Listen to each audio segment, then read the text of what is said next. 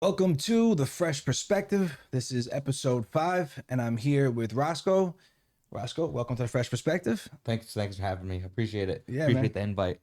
I am a fucking huge car nerd. Anyone that knows me knows that I've been obsessed with cars for my entire fucking life, especially and particularly customizing cars. So what Roscoe does is kind of like one of my dreams. He is at the forefront of designing and customizing high-end luxury and sport cars to a ridiculous level. He's got a shop over in Queens. What part of Queens is that in? We're in Maspeth. Maspeth, Queens, New York.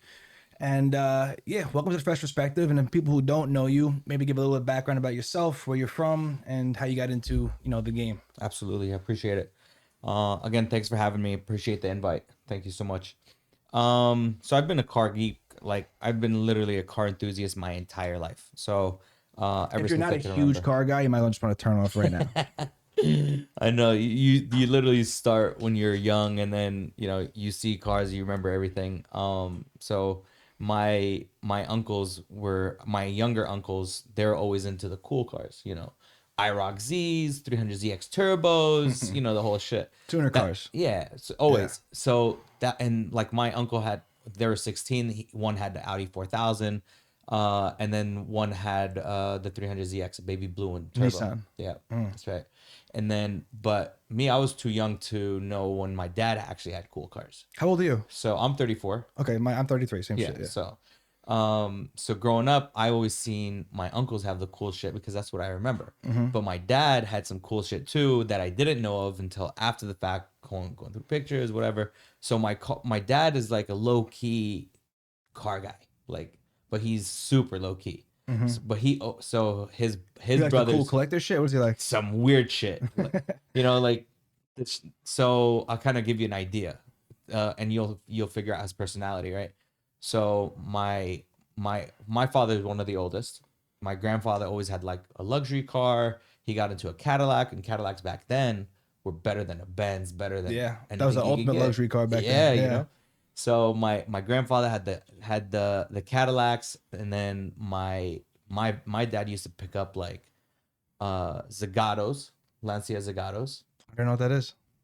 I I had a fucking feeling I was gonna get stumped today. I'm a little out of my pay grade here when it comes to cars, which is embarrassing because everybody knows me as the car guy. But what the fuck is this? What is it? How do you spell it? So it's Joey, can you pull it it's up? a Lancia Zagato. So it's LANCIA. And it's an Italian car. It sounds like too. Yeah, Double that's embarrassing. exactly I don't know right. what the fuck it is. Yep. So Zagato, he's a designer, and they take specific cars. He goes from brand to brand, and what he does is this is like he would collaborate, or so to speak, he would take one specific car and then modify it, and he Like was a Brabus, some like one of those type of deals. no, because he was more like do you remember in the early days of Fisker?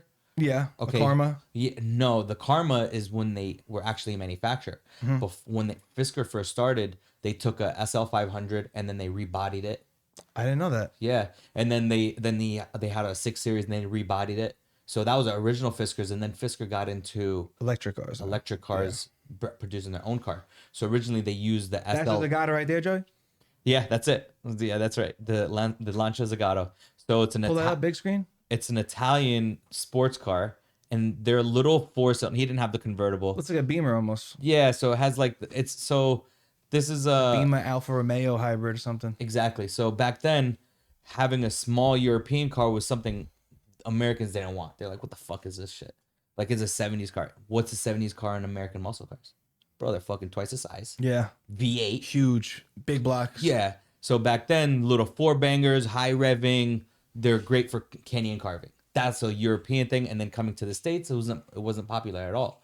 So my dad had one of those, and my uncle had a fucking Corvette. So you went with the flashy Corvette as a kid, obviously. Of course. Yeah. So then my dad and his brother are very close in age. They're a year apart. And then the youngest brothers are like 15 years apart. Wow. Yeah. So we grew up with my two cool uncles. Like cousins. Yeah. Yeah. So they had the cool shit. When we grew up, I'm 8. My uncle's pulling in a fucking IROC Z, Yeah. and then my other uncle's pulling up in the 300ZX. So when my dad is actually now he's responsible. He's like, I can't do these sports cars. He got an Acura Coupe, Acura Legend Coupe, if you remember the early the late 80s models, 5-speed, whatever. And then my uncle got into the 560 SECs, the what you would call the S Coupe today. So it would be the two-door Benz, the huge V8 two-door Benz. So he got into those, and then he just had a ton of them. He had a black one, he had a white one. So cars run in the family. It's in your blood. Yeah, absolutely. So one uncle stayed with the American muscle cars, the other uncle stayed on the European side. So the uncle that had the IROC Z got into a Trans Am, and then he got into some other shit. The uncle that had the 300ZX got into E30s, and then so on and so forth. And then obviously they just swap cars. So one went American, one went foreign. Yeah, but then they just like everything kind of changes. Everybody goes with their taste, and then life happens, and then they get kids, and then whatever. They didn't pull out minivans, did they? Nah, never. They would never do that. But now it's like they're like one uncle is he just drives whatever the fuck. The other uncle, he's had an Aston. He got into a Ferrari a little bit. He's looking for I don't know what the fuck he's looking for, to be honest. So I don't even bother. But my pops, on the other hand, he's always been really big into European cars, and I. They ever have an Alfa? My pops never had an Alfa. I grew up hearing about Alfa Romeos, and it's funny to see them now as kind of like lame production cars. Not lame, but not. When I grew up, my father was born in Sicily and came here on a boat, literally. And I just remember as a kid him telling me about one of those canyon races. The biggest one in Europe went through his little fucking town in the middle of Mountain Sicily. It's called the Targa Floria. Yeah, that's right. Yeah, so that and the Mille Miglia are the largest. Yeah, so I would grow up, he just telling about the Alfa Romeos. I remember just thinking about it like this supercar I never seen before. It's this Italian mystery. And then, whatever it was, 10 years ago, they came over to the America stateside, and they're kind of like, they look like Mazdas. Yeah. So the Alfa Romeos of today were different than the Alfa Romeos of yesterday. Yeah. Right? So the Alfa Romeos they're kind of low on the totem pole in the Italian mark, Yeah, it's a tough, they got some tough competition there. Yeah, so Fiat was always like Big Daddy. And then Fiat, then it was Ferrari, then obviously Lamborghini and things like that. But Fiat was always kind of the Big Daddy. They're like GM of Italy. Yeah, they're the big, exactly. Perfect. And then obviously Fiat ended up buying Ferrari, and then they have now the FCA, which is and they own Alfa also now, right? Fiat Chrysler America is FCA, and they pretty much they own everything Chrysler, and then everything under Fiat, which is Maserati, Ferrari, Alpha, I don't know, whatever else is out under that brand. Anyway, everybody's kind of using the same chassis and everything else. So the new Alfa Romeo, the Alfa Romeo truck, the Maserati truck, and they haven't unveiled yet, but the new Ferrari truck will all be the same chassis. Wow, Ferrari truck, that I want to fucking see. The Alphas are nice cars. They're just not the supercars that I would hear about. Not that they're ever supercars, you know what I mean? I had to picture like some crazy race car.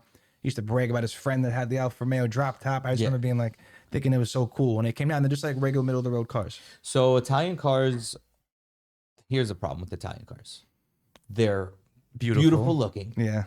And they're the fucking worst in reliability. Yeah, well, they're not Germans or Japanese. Correct. But it's just style. Oh, that's Italian, so that's what it is. That's it. Style. It just has to look the part. Yeah. You park, and then that's it. Yeah. So I take it you're not a Ferrari or Lamborghini guy. I'm a Ferrari guy. You are a Ferrari guy. Yeah. Big Ferrari guy. I love Ferrari. I love their heritage. I love the motorsport.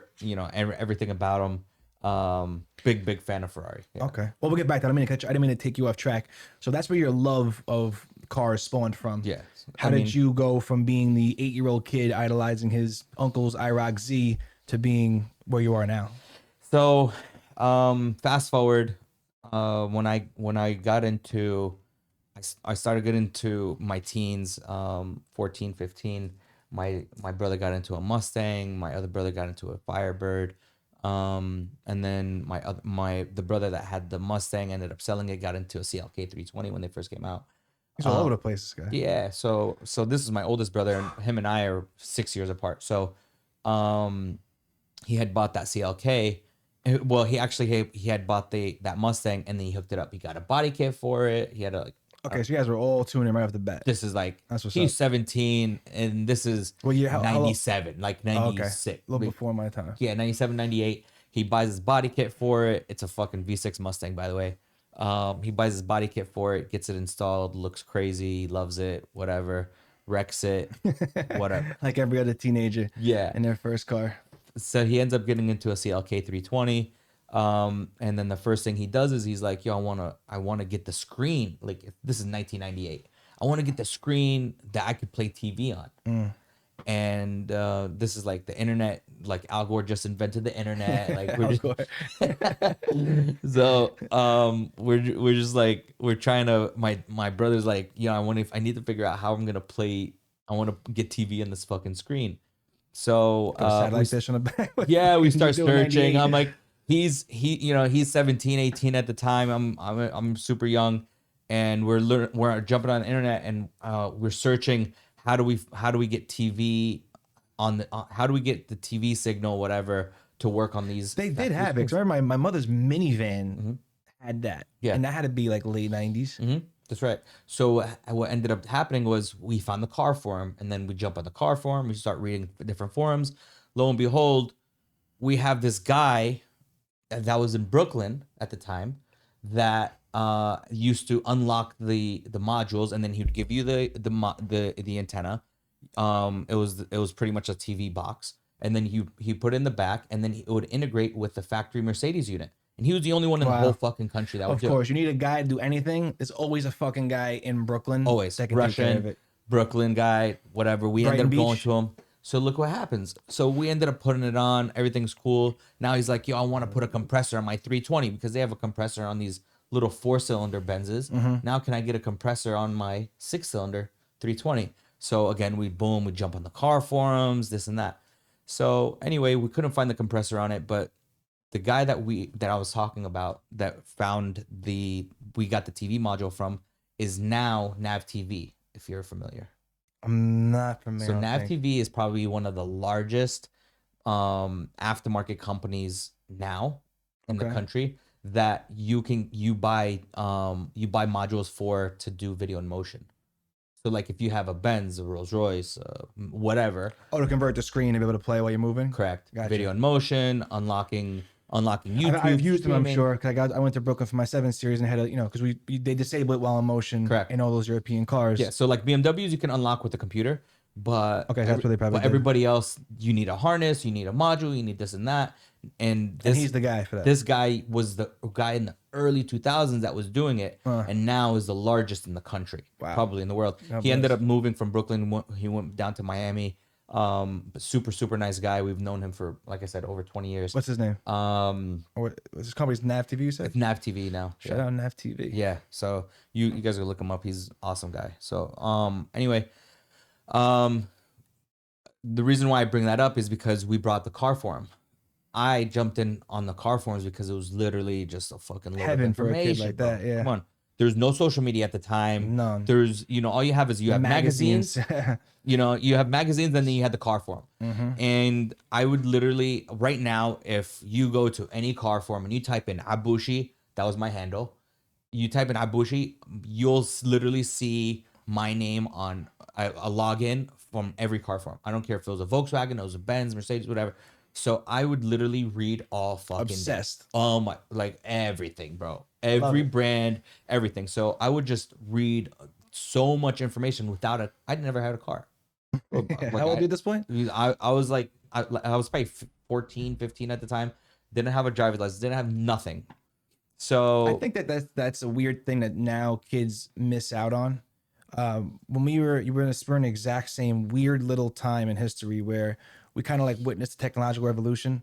Like we're in the best generation. It's weird, right? Because we were old enough to remember before it was around, but we're not too old where we're out of date and using it. But this little weird like 5-year gap of the people who saw that transition happen. So we're lucky to be like 80s babies because we come in from But late 80s babies. Like 80, 81, they're kind of a little old. They caught on Facebook late. You know what I mean? And then like any later than us, like 93, 94, doesn't even remember life without it. Correct. So Hybrids, I call us. Yeah, we come in where we're transitioning from the old school. We still had a color TV, you still had to roll up the rolling dial phone, but then you see the transition to wireless phones, to color phones, from flip phones to color phones to camera phones, and the Smartphones. whole thing. Yeah. And then we've seen all of that. Then we've seen the evolution of the gaming systems. We've seen Yeah, I evolution. started on Nintendo, the regular Nintendo. I remember playing Duck Hunt. I remember Exactly, playing and all then that shit. and then we transition all the way to what you have today. PS5, And then yeah. same thing is like you go from the '80s cars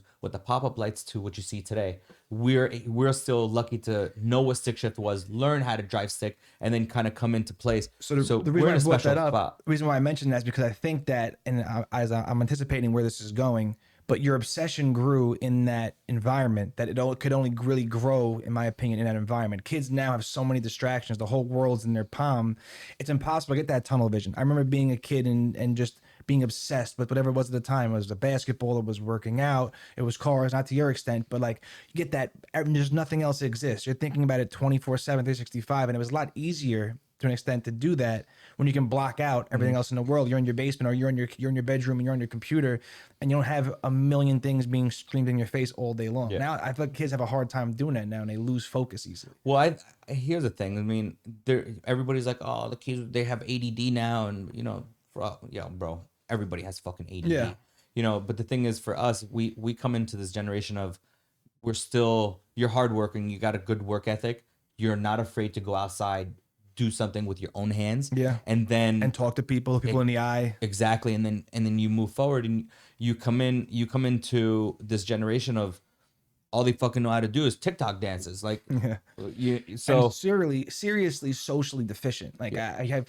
these kids can't carry conversations in their not life. at all, not at all. They speak with emojis. Like they have no way of looking someone in the eye, that gauging the energy in the room, working the room. No, bro, it's a lack thereof. But here's the thing. Now you have these guys, and they're very passive aggressive. Also, they don't know how to express their emotions. A lot of them haven't been punched in the face. Thank you. It's a big problem. Yeah, big problem, and we can fix that, by the way. I'm sorry to cut you off again. So now you're the 13, 14-year-old kid obsessively reading forums about everything you could possibly grasp knowledge-wise in cars. So this is the age that I started fucking up my brother's cars. Okay. Okay. Did he work on cars also? Nah. Okay. So, but he would let you experiment, or you did it on your own? Well, it's Without kind of permission? like, so here's my issue. I'm the youngest brother. Uh-huh. So I have 3 older brothers. You're one of 4. Yeah, I'm one of, we have a little sister, but so we're pretty much just us, and then my little sister's married, whatever, she's in California. But we always grew up together. We grew up close. So we struggle together, we succeed together. It's a great thing. So Beautiful. all of our businesses, they're always together, so we're always together on a regular basis. So me being the youngest brother, I always kind of got away with murder, like literally murder. So they would leave their cars at the shop, at the house, whatever, and I'm over here fucking tinkering their shit. All right, so imagine this, like, Wait, so you had a shop in the family? no. Okay. My pops was always into businesses. So my pops had like distribution businesses, warehouses, bodegas, supermarkets, dollar stores, whatever, like some kind of retail store. So my brothers and I always helped my pops get in with the business and that, but we didn't really have like a regular childhood. Like we didn't have like hey, we're gonna play football and go outside and play basketball. It was like, you're gonna wake up, you're gonna go to school, you're gonna go to work, and that's it. That's that old school. Well, what is your background? What ethnicity was? So we're Palestinian. Okay. I'm first generation. My pops was born in Jerusalem. Okay. My mom's born in Well, that's where Jerusalem. the work ethic comes from, though. Yeah, That's just a different breed. Yeah, it's a struggle. Like they came here. Like my great grandfather came to the States in the 20s. My grandfather came here in the 50s. My pops came in the 70s, and we were born here. Gotcha. So that's kind of like the story. Yeah, I'm first generation also. It's funny because before I met you, I saw your last name, and anyone who knows Guineas know, as soon as you see a vowel at the end, you're like, it's one of us. Yeah. And then I met you, and I'm like, definitely not Italian, but Yeah. he seems all right. Yeah. Yeah. So we're definitely foreign, but like I said, we're born and raised here, but my pops is super old school, so it was like Workaholic. you gotta, like, he works, so we kind of Respect followed that. we followed the footsteps. Mhm. But his whole thing was, it's not about, he was not like the dictator type dad. You know what I'm saying? He was more like, Lead by example? he's gonna lead by example. One, two, he's gonna give you all the foundation and the proper ethics. What's right is right. What's wrong is wrong. This is black. This is white, and that's it. Like, there's no gray area. There's no crookedness. There's no nothing. Like, this is it. So, and that's kind of how that's how he moved, and we kind of followed suit. So he was never the type to say, you know, go here, do that, do this, do that, don't do that. It was more like, I'm giving you the principles, and what you do with this is up to you. You're a man, you make that decision. So with that mindset, it's literally trained us to be able to be men and make our own decisions early on by ourselves with, you know, on our own recognizance. You know what I'm saying? So it's like he kind of gives you the recipe, but you still got to cook. Yeah. You know what I'm saying? So I think that's the best way to parent. Oh, absolutely. Because my great grandfather came in. He started a business. He was an entrepreneur. My grandfather did the same. My father did the same. We did the same, and none of us started the same business. So we've never handed down a business. Wow. So you just inherited the work ethic and the principles to make you successful whatever you do. Correct. That is the key, and that's what I love. That's like the fresh perspective right there. It's just, I always talk about it, and it's a recurring theme of everybody I talk to that I know is successful. It's just kind of someone like you with that kind of state of mind, that train of thought. You could be successful in anything you do. I'm saying that you don't have to. I believe that truly. I just know that about people who think like that. You throw them in the middle of any fucking industry. It takes a little time to learn it, but they will win in that with that mind state. And that's exactly what's been going on. People need to understand that. I'm sorry, keep going. Yeah. So my pops comes in with this crazy amount of experience. Obviously starts young, and then, you know, he did his thing. We helped him in his businesses, and then when it was our time, he let us rock. He's like, all right, you want to do this? No problem. Go and do it. So we got into the wireless thing. My pops was getting into the dollar stores. Well, what do you mean wireless thing? So our background, my brothers and I. So my father came in, obviously, like I was telling you. My grandfather came in on the supermarket, like on the bodegas, liquor stores, you know, that thing. My dad took it to the next level, went to the supermarkets. Then he's like, you know what? I don't really. What area? This is here. This is Queens, Brooklyn, Jersey, Newark. You grew up in City. Queens? Yeah. Okay. No, Brooklyn. Oh, what part? So we're in Bay Ridge. You're always in Bay Ridge? Yeah, most of our life. Okay. But I got a lot of family over there in Diker Heights right now still. Yeah, so we're on 79 and 18. Oh, so 79th and I'm not gonna get exact, but close. Yeah. My uncle lives right there. Yeah, so we're like 79 and 18. Couple avenues away. My mom's side of the family still in supermarket business, been here, still here. So that's their thing. My father was in the supermarket business here as well. Then he got into distribution, selling to these bodegas and supermarkets, whatever. Working up the chain. Exactly. And then we left here, back to California for an opportunity. We were out there in Oakland, East Oakland, San Francisco, Hunters Point, and then we ended up coming back here again for a couple years. And then we went to Miami for a little bit. Then we came back to all as a child. Yeah. So my childhood was like all over the place, everywhere. So that's great though. I'm sure. I mean, looking back when you were a kid, I'm sure that's probably frustrating. It is. You know, now looking back, you think about the perspective it gave you, seeing all different people and cultures, and exactly. Yeah, it's amazing. So my pops was always like, "You don't need friends, you got your brothers," and that's it. Built-in friends, yeah. Yeah. So it was almost like every 12 to 24 months we were moving. That unfortunately, but me, I'm 34. But to kind of give you an idea, I went to 3 elementary schools, 4 middle schools, 2 high schools. Different states, different cities. Yeah. So no planted roots. No. So, but now you said you get into wireless. So, my pops got into the in supermarkets, whatever. He wanted to take it up from the bodegas to the supermarkets. He did. Then he was like, you know what? I don't really care for the supermarket thing. I like general merchandise. I like the dollar store thing, and I think it's gonna blow up. Early '90s, dollar stores didn't really exist. So he has this concept. He goes to these convention shows, whatever, and he thinks that this dollar store business is gonna fucking go through the roof. So he grabs this idea. We leave California in '92. We come back here to Jersey. My pops picks up this fucking warehouse in no, we come back and we open up in Philly. Supermarket? No, dollar store Oh, okay, I'm sorry. in Philadelphia, Washington Ave. So we open up this dollar store. It does fucking fantastic. We open up a second one in Wyoming Ave. Does great. Also Philly. Also Philly. Then we open up this third one in East Windsor, Heightstown area, which is like exit 7 off Turnpike.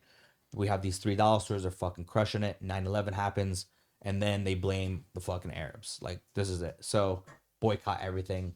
Really? Yeah. So Really? they literally boycotted. And like, oh, you're brown? You're done. Like, wow. Yeah. So mind you, we have nothing. We're just a victim of It's not the. even the right country. Yeah. So it's like victim of the process, unfortunately. Jesus. But it is what it is. That's great. I never knew it was to that extent. I knew people would say stupid shit. Ignorant people are gonna be ignorant, but I can't believe that your business actually now to the point where you guys closed up. Well, yeah. So wow, this directly after this happened 2 times actually. So directly after 9/11. yeah. Yeah. Holy shit. So this happened twice. In my father's life, not with me. This is before I was like born. overnight. Yeah. So my dad and my father made this deal in Texas. In 75, obviously before my time. 75, 76, something like that. They make this deal. They buy 2 supermarkets and a warehouse in Odessa, Texas for like fucking $500,000. That's Friday Night Lights, right? Odessa, Texas. Yes, Yeah, that's right. okay. So they buy this 2 supermarkets and a distribution warehouse. Fucking crushes it. $500,000. Back then, $500,000 would be today's Like 5 probably. Yeah, almost 5, like $3 to $5 million. So anyway, they're fucking crushing Maybe it. more. Everything's fucking through the roof. Everything's great. Then Desert Storm happens. Like, what the fuck does Desert Storm have to do with us? Texas too. I'm sure you got people out down there. Bro. I love Texas, but I'm sure, especially back then, Yeah. there's probably some people not the Yeah, they're not more the ignorant. That's all. sharpest. Yeah. So same thing. You're not white. You're not one of us. It's your fault. Wow. Done. Does your So- father? Not that it matters. I'm just curious, trying to paint a picture. Does your father have a heavy accent?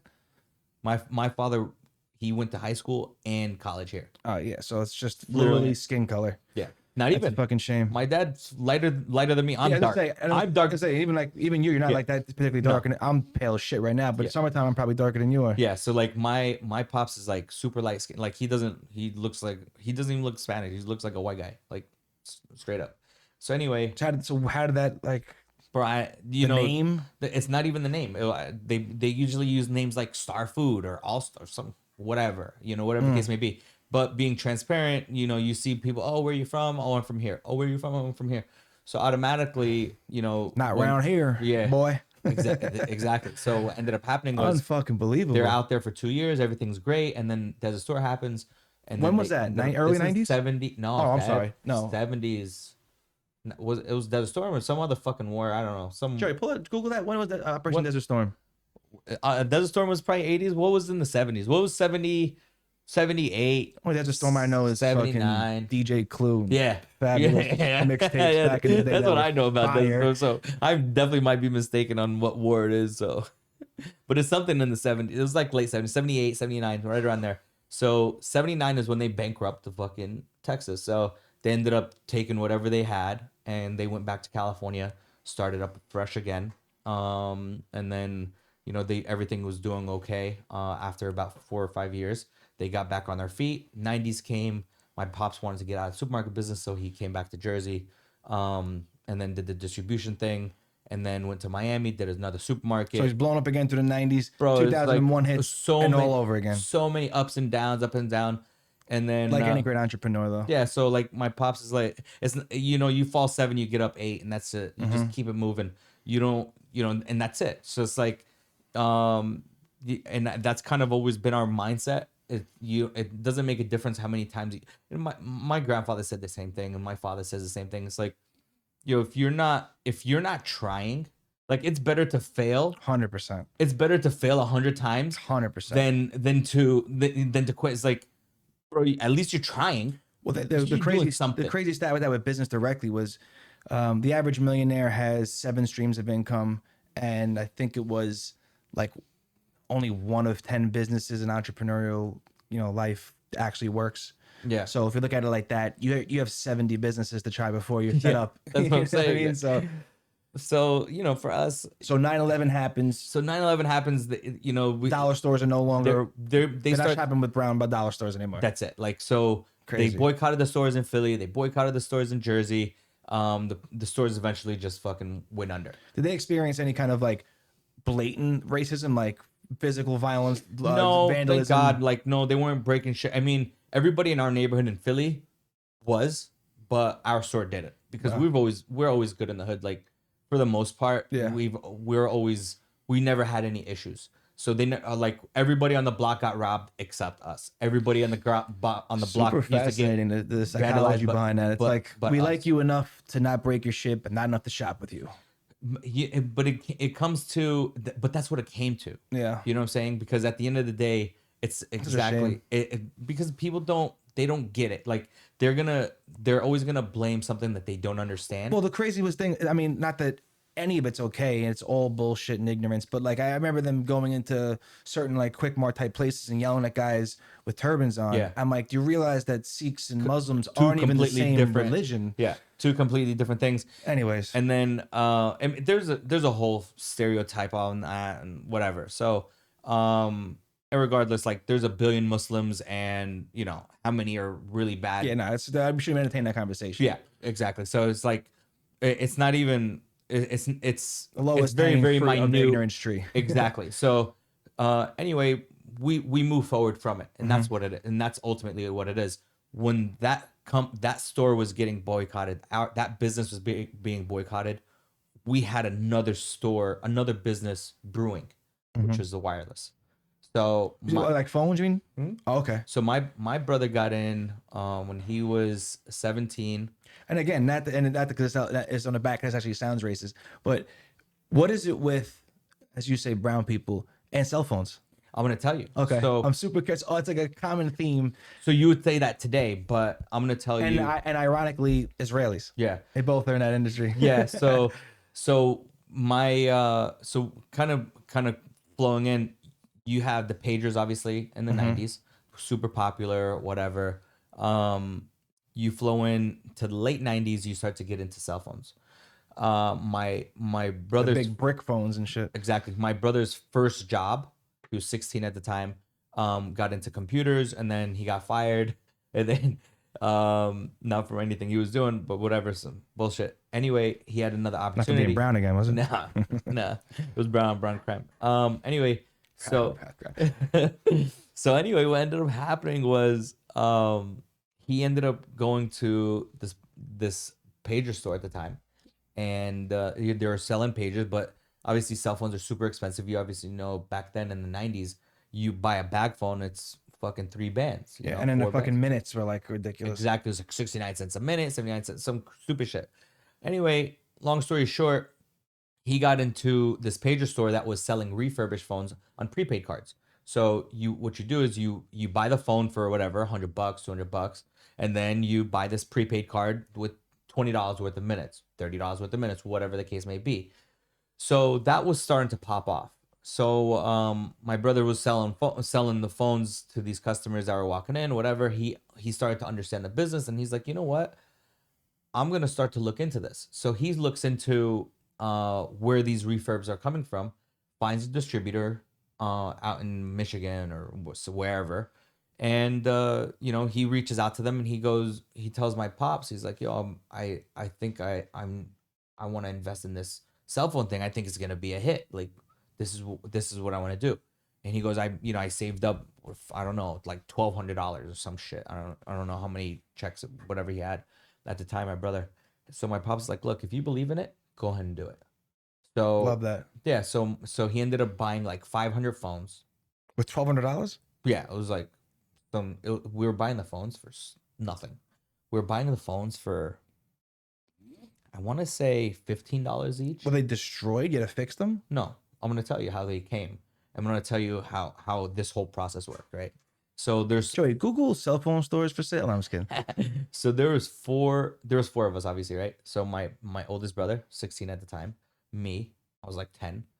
My two middle brothers, they would help my pops. I was too young to work. I mean, I used to go over there, but obviously fuck around, whatever. Yeah, just help like them, whatever. face the shelf. I want to have a face the shelf, and that's it. Like I can't use the register, I can't do anything. So I would constantly help my brother. My brother was the one that was always hustling, you know? He would do the pager thing. He would clone computers. He would do whatever the fuck. He's like big hustler. So Super smart tech guy, sounds like. like he's fucking a genius. He does whatever the fuck makes money, you know? And he's just built like that.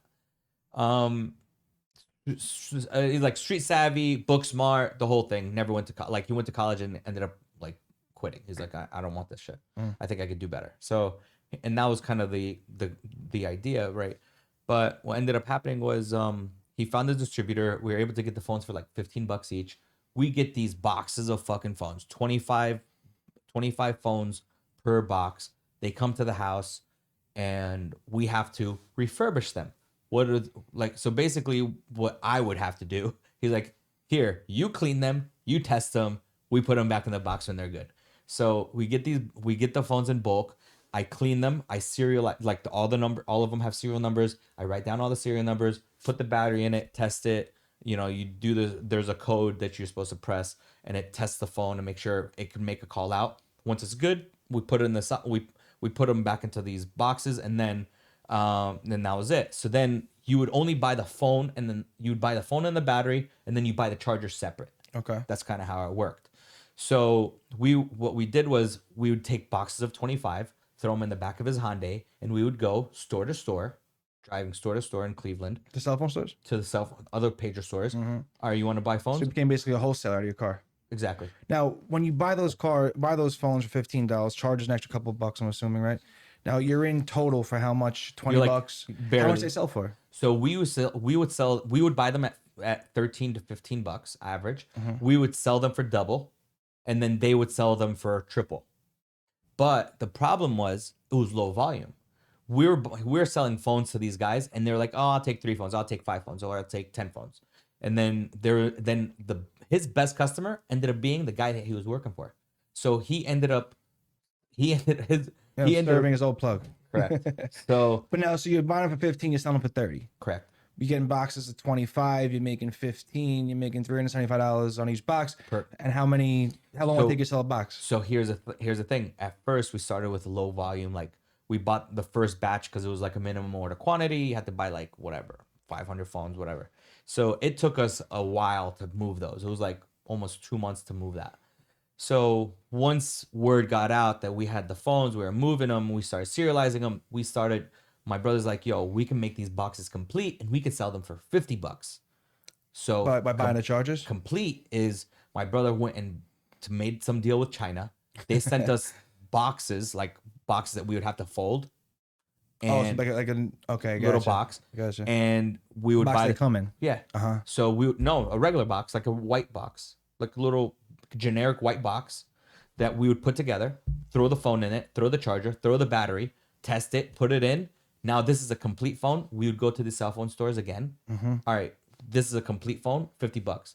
They would resell it for 150, 200, whatever. Now you're tripling up. Correct. So now this only costs us $1 for the box, $2, $3 for the battery, another $1 for the charger because we were getting the charger from Brooklyn, and everything is fucking great. So now we went up our cost by $5, but we're making double the money we were making before. So this is kind of how it started. We started with doing probably on average of 500 phones a month to like 3,000 phones a month. In how long of time? Less than a year. Wow. That's some exponential growth. Like we fucking blew up. Yeah. So we went from You're in Queens at this point. This was Cleveland.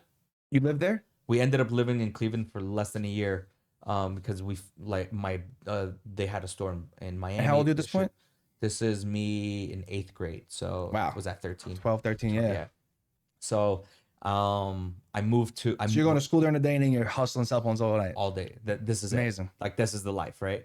So we ended up moving to Jersey. My pops is in Philly. The dollar store's doing fucking great. My dad's like, you know what? Now everything's stable. Now you guys can come because my pops went over to Philly by himself to kind of get this business on the ground. We sent one of my brothers down there. My second To brother. do more phone stores? No, this is for the dollar For stores. more dollar stores. I'm sorry, yeah. So my brother, me and my 2 brothers and my mom stayed in Cleveland, and we're just Took that year to grow the business. because it was cheap cost of living. Yeah. We didn't have shit because we bankrupted Miami. So we went to Cleveland, cheap cost of living, whatever. It was like an opportunity. My pops went over to Cleveland for like a dream that his cousin was supposed to like bring him in as a partner, ended up using him, and then my pops ended up fucking getting fucked over. So he ended up leaving, went to Philly, got He's doing into a dollar store in Philly. You did a year run in Cleveland and then moved to Philly. moved back to Philly. Okay. So my You pops started doing the was same thing there. exactly. So my pops went to Philly, and then we followed him about a year later. We go over there. Now my brother's still doing the wholesale on the phones, and what ends up happening is the wholesalers are starting to call my dad's business. His partner answers like, "Yo, don't fucking call here. This is not so and so's business. Whatever, whatever." So this is my dad's partner hating on us, because his son's a fuck up. Anyway, don't put that on him. So anyway, what ended up happening was my pops was like, you know what, we're gonna just get you a cell phone. This is now 2002, let's say 2000. No, this is 2000 actually. So 1999. you're like a freshman in high 2000. school. Yeah, I'm not even a freshman. I was a freshman in 2000. So this is like 99 before I went to high school. 99, my pops takes my brother to Bell Atlantic Mobile at the time. So Bell Atlantic Mobile, he goes over there. He's like, we're gonna buy these phones. So he gets my dad one. He gets one. He sees a fucking store. He's like, this is the business. Like this is what I want to do. This is the business I want to do. So we get back. He comes back. We open up like this little glass showcase cell phone Storefront. pop up inside the dollar store in Philly. Oh wow. We're selling 5 brands. We're selling MCI. It was MCI, Singular. Singular was around back then. Yeah, it was MCI, Singular, AT&T. Who was the other one? Verizon. It was Bell Atlantic Mobile before Bell Atlantic, Verizon, and then WorldCom. What was the other? Anyway, VoiceStream. So VoiceStream is now T-Mobile. Singular is now AT&T. So you're doing a pop up within the store. Yeah. So it's just 2 glass showcases put Are together. you still doing wholesale at this point? So we're still doing wholesale with this. But now you have a retail. This is a little now you sell retail. it yourself for 150. Exactly. So now my brother stays there in the Vertical day. integration. I come after school. Boom. I stand in the store. I'm like fucking 13, and I'm over here selling phones. Yeah. So back Fuck then, yeah. you run the credit, you fax it in, you wait an hour, it comes back. Oh, they're approved. Here's a phone number list. Boom, you get them a phone number. Bro, I'm 13 years old. I'm fucking activating phones. I'm selling, and this is it. Like, so he runs in the daytime. I come in. I run in the afternoon. He's wholesaling the whole day, and then now he's able to kind of focus on the wholesale as soon as I come in from school. So we're doing this for a few years. This is 1999. He opens up his own store in New Brunswick, doing the same thing, multi-carrier or whatever. A dollar store or a strictly This cell is- phone? No, this is Strictly wireless. Yeah, strictly wireless. This is my brother. So my dad's still doing his dollar store with my 2 brothers. With the kiosk in there still. Correct. Me and my brother are doing this wireless thing. So him being the oldest, I'm the youngest. So then what ended up happening is he opens up his store in New Brunswick. Same deal. He's running it in the daytime. I come in the afternoon, and I start selling phones in the afternoon till closing. So fast forward, this is 99, 2000. 2000, we applied for our Verizon contract. It took like 2 years to fucking get approved. Once we got approved, it was like 2001. It was Bell Atlantic at the time. Bell Atlantic bought out Verizon. Verizon is now the fucking king. So now we finally get our contract in 2001. We open up our first store in East Windsor. Where's that? East Windsor is like exit 7 Jersey? Turnpike. Yeah. Okay. Exit 7 Turnpike. Our first store is in the dollar store, but what we did was we put a partition up inside the dollar store. When 9/11 happened, they boycotted the stores. The stores went down. The Verizon started to go up. Like, oh, we don't even know those guys. Yeah. So what ended up happening was we ended up moving that store into the ShopRite. So when you walk into a ShopRite and you see like there's a floral thing, there's a dollar store thing. Yeah, they don't have them here, but I've seen them in other states and shit. Yeah, where I've they seen 'em have in like, Jersey a lot. Yeah, yeah. So- they have banks sometimes in there. Exactly. So we're one of the first to. We negotiated this deal with Saker, Robert Saker, which is now like the largest owner of ShopRites in this area. We negotiated a deal with him directly, and we were able to get a storefront per store. So he gave us that store. It fucking crushed it. Wow. Then we opened up 5 stores just like it.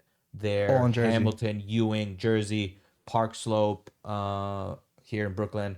And then everything did well. We had this deal to open up 20. And then Wow. Verizon came, they're kind of hating on us, whatever. They seen us, we were doing really well. They liked the concept, and they started to duplicate the concept. Without you. Correct. Wow. So one of our great What, they went stores, straight to the guy? one of what ended up happening was, I'll kind of give you an example. Whatever they couldn't get in, they would put right near it. So to kind of give you an idea, we had a store in Hamilton that fucking, it was literally the a ShopRite. brand new shopping center, Hamilton ShopRite. It was fucking great. We And opened they got up. a fucking storefront in the shopping center? What they ended up doing was, while we are doing fantastic, bro, they opened up a store right outside of it, In the shopping center? inside the shopping center, 2 stores over. Well, that's the landlord right there, man. You got to see, that should be a non-compete, right? Like, Obviously, for us, we didn't know this. This is my brother, 18 at the time, Yeah. not understanding what you can do, what you can't do. yeah. So anyway, fast forward, we ended up selling those stores. 2004, we leave New Jersey and New York, the New York market. We sell those 5 stores to a guy, and then we ended up going to California. So we go to California for this new opportunity. We open up Verizon stores over there. One store opens the other. In Whatever. a supermarket again, or are you doing storefronts by by themselves? ourselves. Okay. So anyway, long story short, 2004 we opened up, we sold our stores here. We moved to Cali. We opened up one store opened the other. 2014 we're over 100 stores. Wow. Yeah. 100 wireless stores. Yeah. Holy shit. It started Bootstrap. from what year? 2004 It was Boost Mobile, we said? to Verizon. Of all Verizon. Yeah. And all in California. Yeah. Nationally. So California, Miami, Chicago, here. Now, hold on. We got to take a step back now, because this was Bliss makes my entrepreneur brain go bananas. So 2004, first one in California. I'm guessing the first couple were local California also. When did you branch away from California? So we When put you get to the 70 fifth, when you get to stores. the 5th store. We put 70 stores in California. Holy fuck. Before we moved out of state. When you, okay, but now I'm very curious about the growth there. So now you have 4 stores, you have 4 brothers, they're all working it. At that point, easily manageable. When you get to that 5th store, what do you start doing? So actually early on, what we ended up doing was I went over there first. I graduated high school, walked the stage, ate dinner, went home. Everything's cool. 2 hours later, jumped in a car, drove to California. True story. What kind of car are you in? Lexus SC400. That was my first car. All right. Cool, So, right? Yeah. Yeah. What color? Well, mine was it was spruce silver, which is like this green silver color. Oh, I remember that color. I hated that Super color. hideous color. But I bought it myself. You know, it was like Yeah. it was like there was a nail salon across the street. This Chinese guy had it. He Of owned, course. yeah. Always Chinese guys. He Those had cars. it posted up in the front, right there on Route 33, whatever Staring the at fuck you that every is in day. Jersey. And I seen that shit every day, and I was like, bro, I want to buy that car. He had it listed for 4,500. I ended up giving him 3,000 for it. And I was 18 at the time. And I was able to buy the car. I bought it after like. And it made it to almost a year. California. I drove it from here to Cali, and it's so funny. So this was my first car. So if you see a picture of this shit, you'll fucking laugh. So I put Toyota Supra Springs, because you know the SC400 and the Supra are the same chassis. Yeah, same. Yep. So this is the V8 though. So I had Honda Civic exhaust. You gotta like, it's not on my IG. You're gonna have to look up cardomain.com for this one.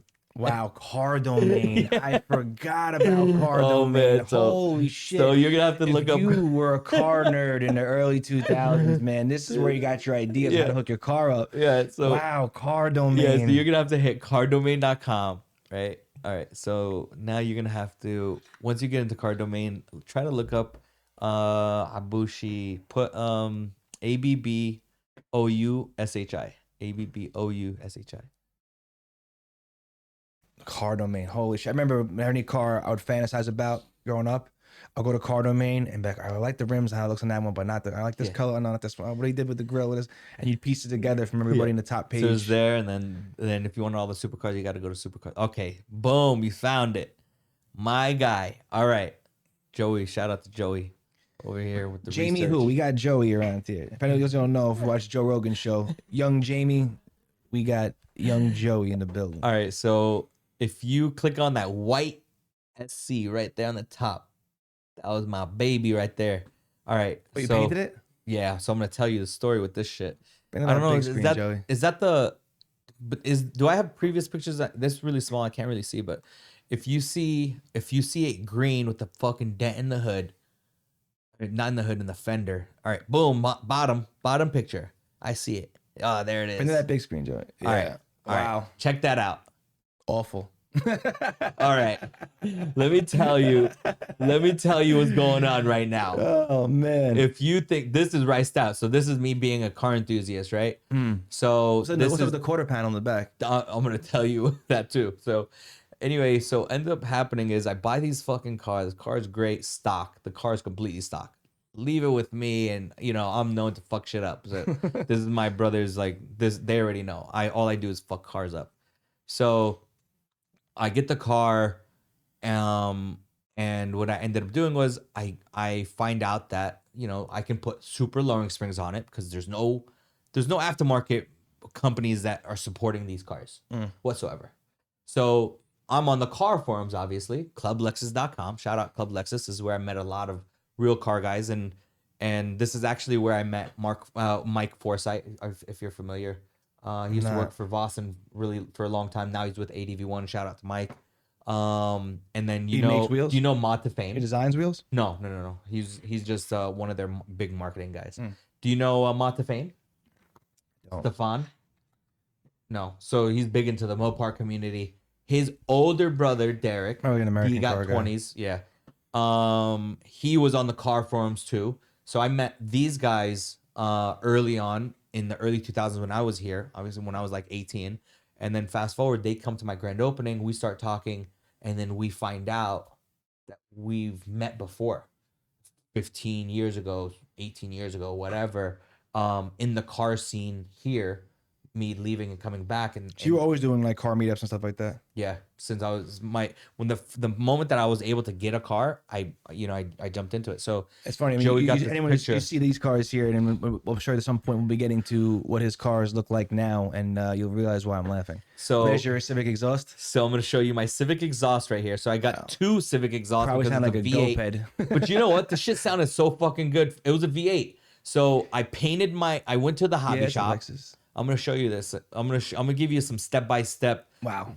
Budget, like some Rice Rocket budget type shit going on right now. This is like one of those like $9.99 paint jobs you see advertised in the newspaper. Yeah, so you got to go back to the green one. It was green, right? I'm gonna show you something. I'll make you guys laugh here. All right, so right there, you can leave it there.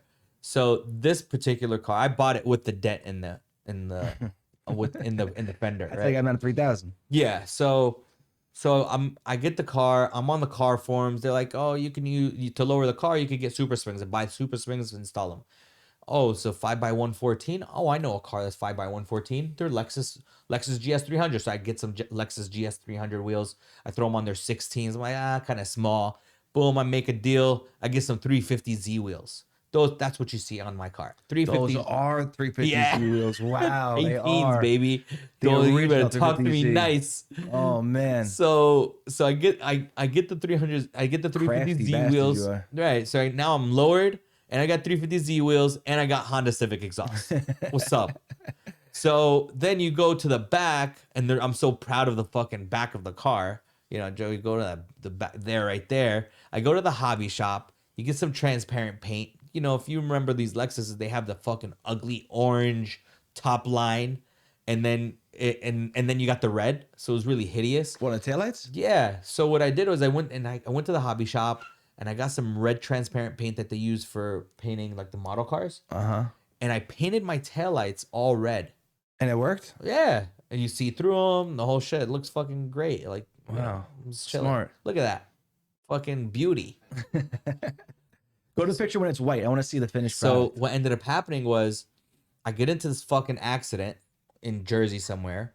This guy sideswipes me. I end up in a ditch somewhere. Oh, Jesus. And they pull my car out. Mind you, I buy the car for $3,000. They pay me $12,000 for this fucking car.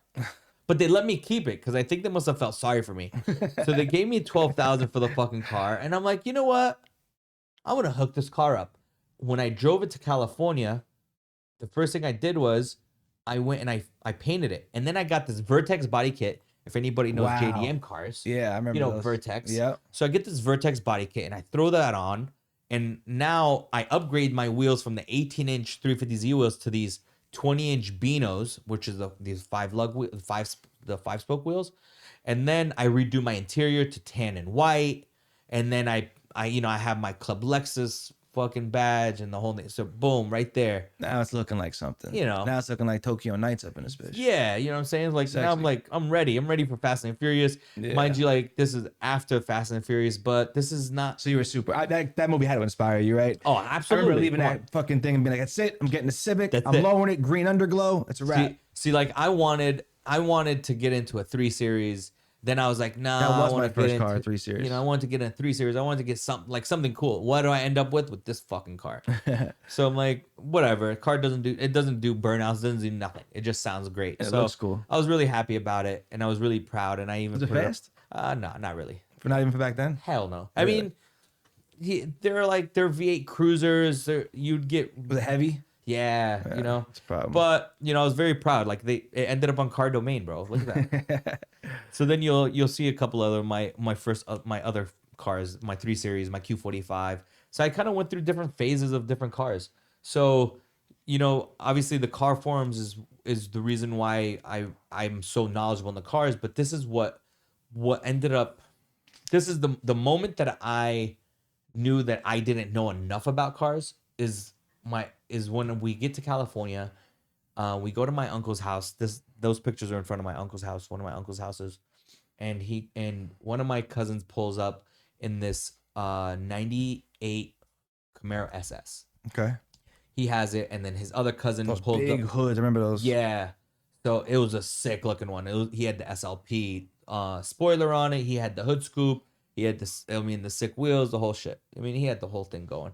Then his cousin had a pony Mustang at the time, this burgundy joint. And then my uncle What's had the pony Mustang? Which one's that? You know the vanillized one? The hatch. No, that's a convertible version. Yeah, yeah. So the that model. one. Yeah, yeah, gotcha. that Yep. one. So that's the pony. So my pops goes. I'm like, yeah, this is the 98 Camaro SS, blah, blah, blah, blah, blah, blah. My dad's like, do you know what engine's in it? I was like, no. He's like, do you know what engine's in that? I was like, no. I was like, but you know what? I'll find out. So from that point, that was me 18 at the time. And from that point, because my pops did that to me, it really like triggered me to be like, you know what? I don't ever want to make that. I don't want to make that. I know exactly what that is. That feeling of not knowing and never wanting to feel stupid again, almost, right? Yeah. But this is the moment that I found out, like, my pops knows a lot about cars. Because he ended up finding the 68 Mustang for my cousin. And he's like, oh, these cars came with these engines. And this is how you could tell them apart. Like, oh, Pop's got game. Oh, yeah. So then he's like, oh, yeah, I rebuilt that engine in my dorm with my roommate. I'm like, what? He's like, yeah, your uncle was driving from Vegas to California, burnt the fucking engine, and we rebuilt it. Me and my roommate, we rebuilt the engine, and we bored it, we stroked it, and we made it X amount of horse. I'm like, what? It sounds sexual. I'm like, for real? I'm like, mind you, if you meet my pops, you're like super low key, doesn't really talk much. He's always at the shop, by the way. He's just chilling. But you're like, he's like, are you serious? This guy knows his shit. Like, how do you know your shit? Like, it's funny. I feel that way, and when I talk to you sometimes, I feel that way. Some kid pulled up me the other day in a McLaren, and he was talking to me about the times that his car clocked from like 60 to 130, and I'm like, I don't fucking know. That's what everybody checks, by the way. Yeah, I'm very good design wise. Yeah. Like I think I can. If you give me a car, I'll make it look flyer than anybody with the same budget. But when it comes to that shit, I mean, if we pop the engine and tell me to do something, yeah, so I'm useless. So my thing was, when he told me that, this is when I was like, you know what? I got to step it up right now. So from that point, I really started to read more. I started to read a lot more. You're still obsessed. You're locked in. Right now, it just went into overdrive. Today, in 2000, I started buying cars 2007, 2008.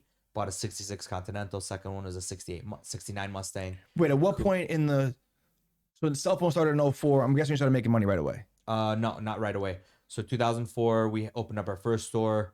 Before the end of 2004, we had 3 stores. And you're not making money, or you're just reinvesting into We the started, company. yeah. So we Gotcha. never pull money out of the Yeah, no, company. that's smart. So like for us, it was not about pulling money out. We're not like, You're not showing it, you're growing it. yeah. Now, as far as so now it's 2004. I gotta go back to that last.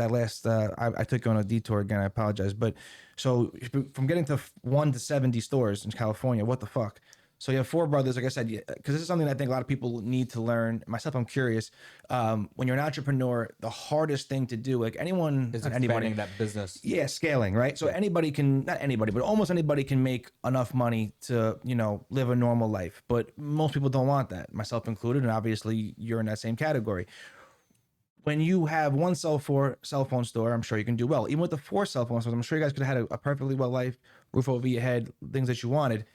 How do you scale successfully? Because I've gone through that before, where I've failed in businesses scaling the wrong way, building I always call it like expanding too wide before it goes up. So like, Yeah. I always think that from my own personal experience, it's best to build one until it gets off the ground and it's running clean. So I call that vertical, and then you go to the second one, and then that goes, and then instead of But going, why do you stop? what do you mean? But why do you, at what point do you stop investing in yourself from going up? No, never. But what I'm saying is, Well, my something's stopping you. well, no, but my problem that I ran into in previous businesses was doing too many. Like, let's say it would be the equivalent if I opened up 5 stores at one time, Yeah. and then tried building them all at the same time. I think it's ideal to build one to the point where it's self-sustaining at least, and it's in motion. Then you go to the second one till it gets to that same point where you hopped over from 1 to 2, then do it from 2 to 3, 3 to 4. Build this way instead of Yeah. building wide and try to backfill. Yeah. You know what I'm saying? So, and your experience with that, 4 stores, you can still manage it because you have four brothers. Now, once you get to 10, what do you do? At that point, you're relying on personnel. How'd you scale? So, so we've never each stood in a store and managed it. I'm just saying logistically, it's Yeah, possible. but yeah. So to kind of give you an idea of how we ran this thing, my oldest brother, kind of the brains of the operation. He would be the one that would find the stores. Him and my pops and one of my brothers would literally drive all fucking day finding locations. This is Scouting out existing ones or finding empty storefronts? both. Okay. More important, finding untapped markets. They find the locations. Once you find the locations, everything, like you put it down on the snow pad. Then you start doing your research. We opened up our first store in 04 in Sacramento. And then we opened up 2 other ones before the end of the year. So now we opened up the first one in June 14, 2004. No, May 14, 2004. I came in June. I ran that particular location. My other 2 brothers came in November, and before the end of the year we had the 3.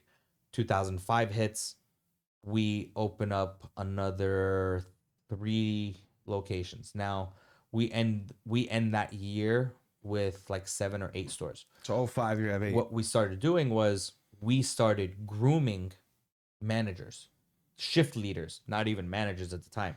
It So you was developed a process in the first year where you could plug anybody in, Correct. and you could scale almost like a franchise at that correct. point. So But you're still holding ownership. exactly. So we got my oldest brother kind of running the show up top. We never had this power. We never have a power struggle, and this is, I think, one of the keys to our success. The title makes no difference if the goal is the same, right? So we never have to worry about who's leading, who's in charge, who's the president, who's Yeah, no egos involved when it's brothers. It's very, if you're doing it the right way. correct. But in most scenarios, when you do talk with when you deal with brothers or relatives or whatever, who's on the lease, who's the president, who's this, who's the VP, why am I getting, why am I doing, why am I what? Yeah, that's the wrong mindset. So it's a lot of power struggling, a lot of authority, it's a lot of title, and you don't wasted need energy. yeah, and you don't need to. If the goal is the same, then everybody has to pull their fucking weight. And Everybody has their own role. Correct. And the title means nothing. It's a team. It's like anything. You have basketball, your point guard, your center. exactly. No one's expecting the point guard to box out. No one's expecting the center to shoot threes. Thank you.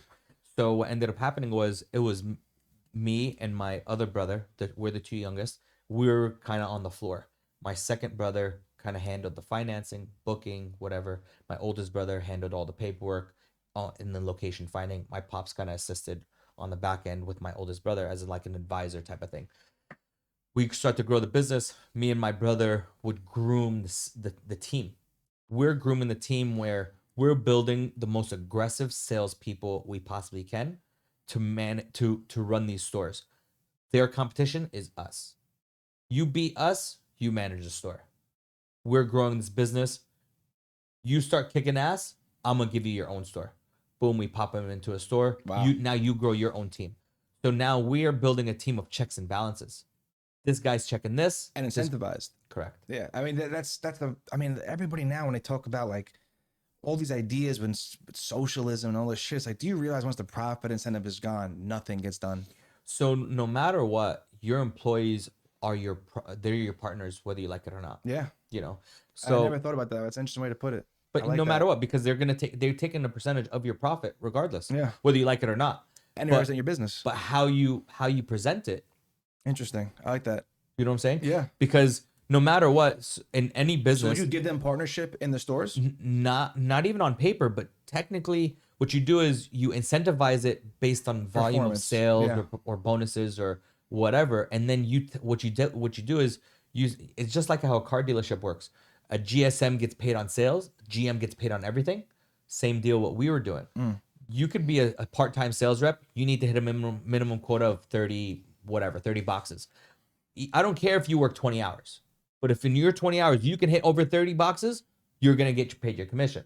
Then you have your full-time guys, and they're doing the same thing. You have your management, and they're getting paid across the whole thing to make sure that these guys are doing their thing, but the manager has to be doing his thing too. You built a machine. Exactly. Yeah. So what ended up happening was we literally started as sales reps on the floor ourselves. We built a team. We grow, they grow. We start to grow the market, they grow with the market. Then we grew from one area to another area to another area. Then what ended up happening was me and my brother, we started as sales reps that became managers, that became directors, that became district managers, that became regional managers, that became directors, that became, now we can run it from an office.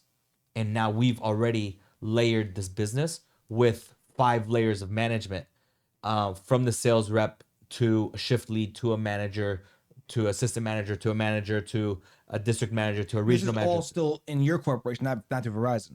This is Those only positions. us. Yeah, that's what I'm saying. This whole thing is only through us. Yeah. And then every month we would hold sales meetings only with the management. And then it got so big that we can only start doing with the district managers.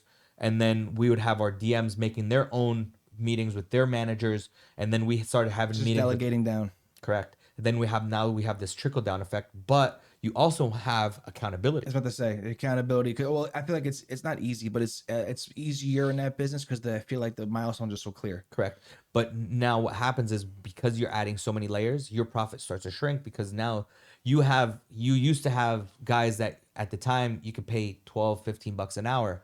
Now these guys They're are in a higher position, they need a bigger salary. Exactly. So now we're running a store. We're running our company with 500 employees any given time. Wow. Yeah. So the now, operation was big. 2004, you start 1. End of the year, you have 3. 2005, you have 8. How many did you add a year? We doubled year over year from 2005 all the way until 2012. We doubled year over year. So we started with 3, then we ended up with 7. We had 7, we went to 14. 14 went to 20. 20 went to 40. 40 went to like 60 at the time. We slowed down. We slowed down in 2010. 2012, we were at peak. 2013, we did an amazing year. 2008 was our worst year because my grandfather passed away. My grandfather was kind of the motivation of when 2007 we were about to quit everything. We Really? had 40. We had 2007. We started in 04. 2007 we had 25 under 30 stores, give or take. We were about to throw it away. Like we're just fucked. We're just done with it. Why? We've had an opportunity with T-Mobile. They're like, switch over your stores. We'll pay you guys to swap the stores over, this and that. Verizon was already giving us fucking headaches. They were giving us, they're giving us a lot of bad feedback because management always changes, So every year or two, upper management and Verizon changes. So their directive changes and then the comp changes and money changes and everything else. So And you just had one guy you didn't get along with in the. it's not even that. It's the problem is they push their agenda, So they say, we need you to push, a certain package. But this package doesn't make us money, but it makes them money. So, you guys don't push this package, we'll pull your contract. Wow. You guys better start doing it. So any little thing, they would nitpick every little thing. So the downside, You have 40 stores at this point. we had like under 30. This is '07. Okay. My grandfather's in 2008. My grandfather's diagnosed with cancer. My grandfather is very close to us. When my father was at work, my grandfather was the one that kind of like was there. So we spent a ton of time with my grandfather. And one of the main reasons why we went back to California, not only for the business opportunity, but He lived there. it was for him. So 2004, we get over there. 2008, my grandfather's diagnosed with cancer, pancreatic cancer, in February. He passes away in July. Every single day from the moment that he was diagnosed till the day he passed, we were in the hospital. Our business went to shit. It was literally almost bankrupt. His words to us was, never stop growing and don't be scared. Just keep opening, open. He goes, don't be fucking scared. Just open your stores. From that point, after he passed away, we kind of recouped. This was like the worst point in our life. Business-wise, personal life, everything. We just kind of let everything go because of that scenario. So after he passed, 2008 is coming into an end. We tighten up our shit. 2008, we make a deal with Verizon. We tell them, right now, we're ready to move. We're ready to fucking rock and roll. The director at the time was like, what are you guys willing to do? My brother told him, we'll open up 30 stores, 30 points of distribution from now until before the end of the year. He goes, you guys will do that? He goes, absolutely. He goes, how? We gave him a plan. We opened up 27 stores. How? We were opening a store every 2 weeks. How? Logistically, construction wise, So monetarily, we had this fucking all in California, right? Yeah. We had this insane process, by the way, of You must have. That's so all what keeps them let like me this tell you scale how and fast we in would check. open a store. We would sign a lease. Got in the next day. We would sign a lease.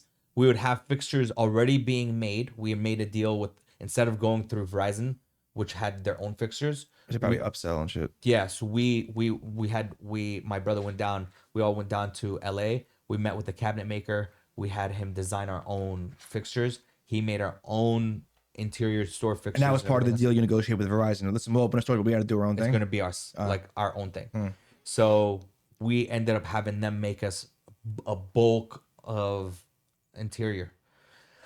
What ended up happening was, from that point, we would sign a lease, get the store switched over. We would open a store. Were they all existing or were they from scratch? No, from scratch. Wow. Some were cold Holy shell, shit. some were raw shell, some were vanilla shell. We had a construction team that would go in there, do a construction within 7 days. Like if it was cold shell, 7 days, open to close. Open from How's that? What the? Well, I guess it doesn't need that much shit of a cell phone store, right? It's mostly cases 1,000 square feet, 1,500 square feet. Yeah, it's all glass cases, paint. No glass. We never had glass cases at that point. That kind of went away. Really? We had store fixture. I mean, our stores even look less. It's our on the wall. stores look like corporate. Yeah. Our stores look like corporate stores. But we would set up a store. We'd literally set up a store. It would be me and my brother, and 3 employees, 3 like regular like contractor employees. They would set the store up, and we would help them. We would have Physically that help store. Yeah. We'd put up the fucking Yeah. fixtures, do the whole thing, setting up the computers, do the alarm system, do the camera system. 2 days. It was retarded. Did you, Bro, it was. I mean, and you could probably negotiate with the landlords of the properties too to buy free time for the That's construction. exactly what we were doing. We were getting TI. We would get 6 months free rent. We get TI. We open the stores within fucking 2 weeks of getting Explain the lease. TI to people who understand. TI is tenant improvement. So you can negotiate. So our stores are 1,000 square feet. You can negotiate with your landlord that you can do TI. TI is tenant improvement, that you'll You're gonna get make changes to the $8, inside. $10, $15, $20 a foot if you remodel the location. So you're So bringing value to the landlord's property. correct. So now you put in, tile floors, you do some handicap fixes in the bathroom, you update the lighting, you paint the walls, whatever.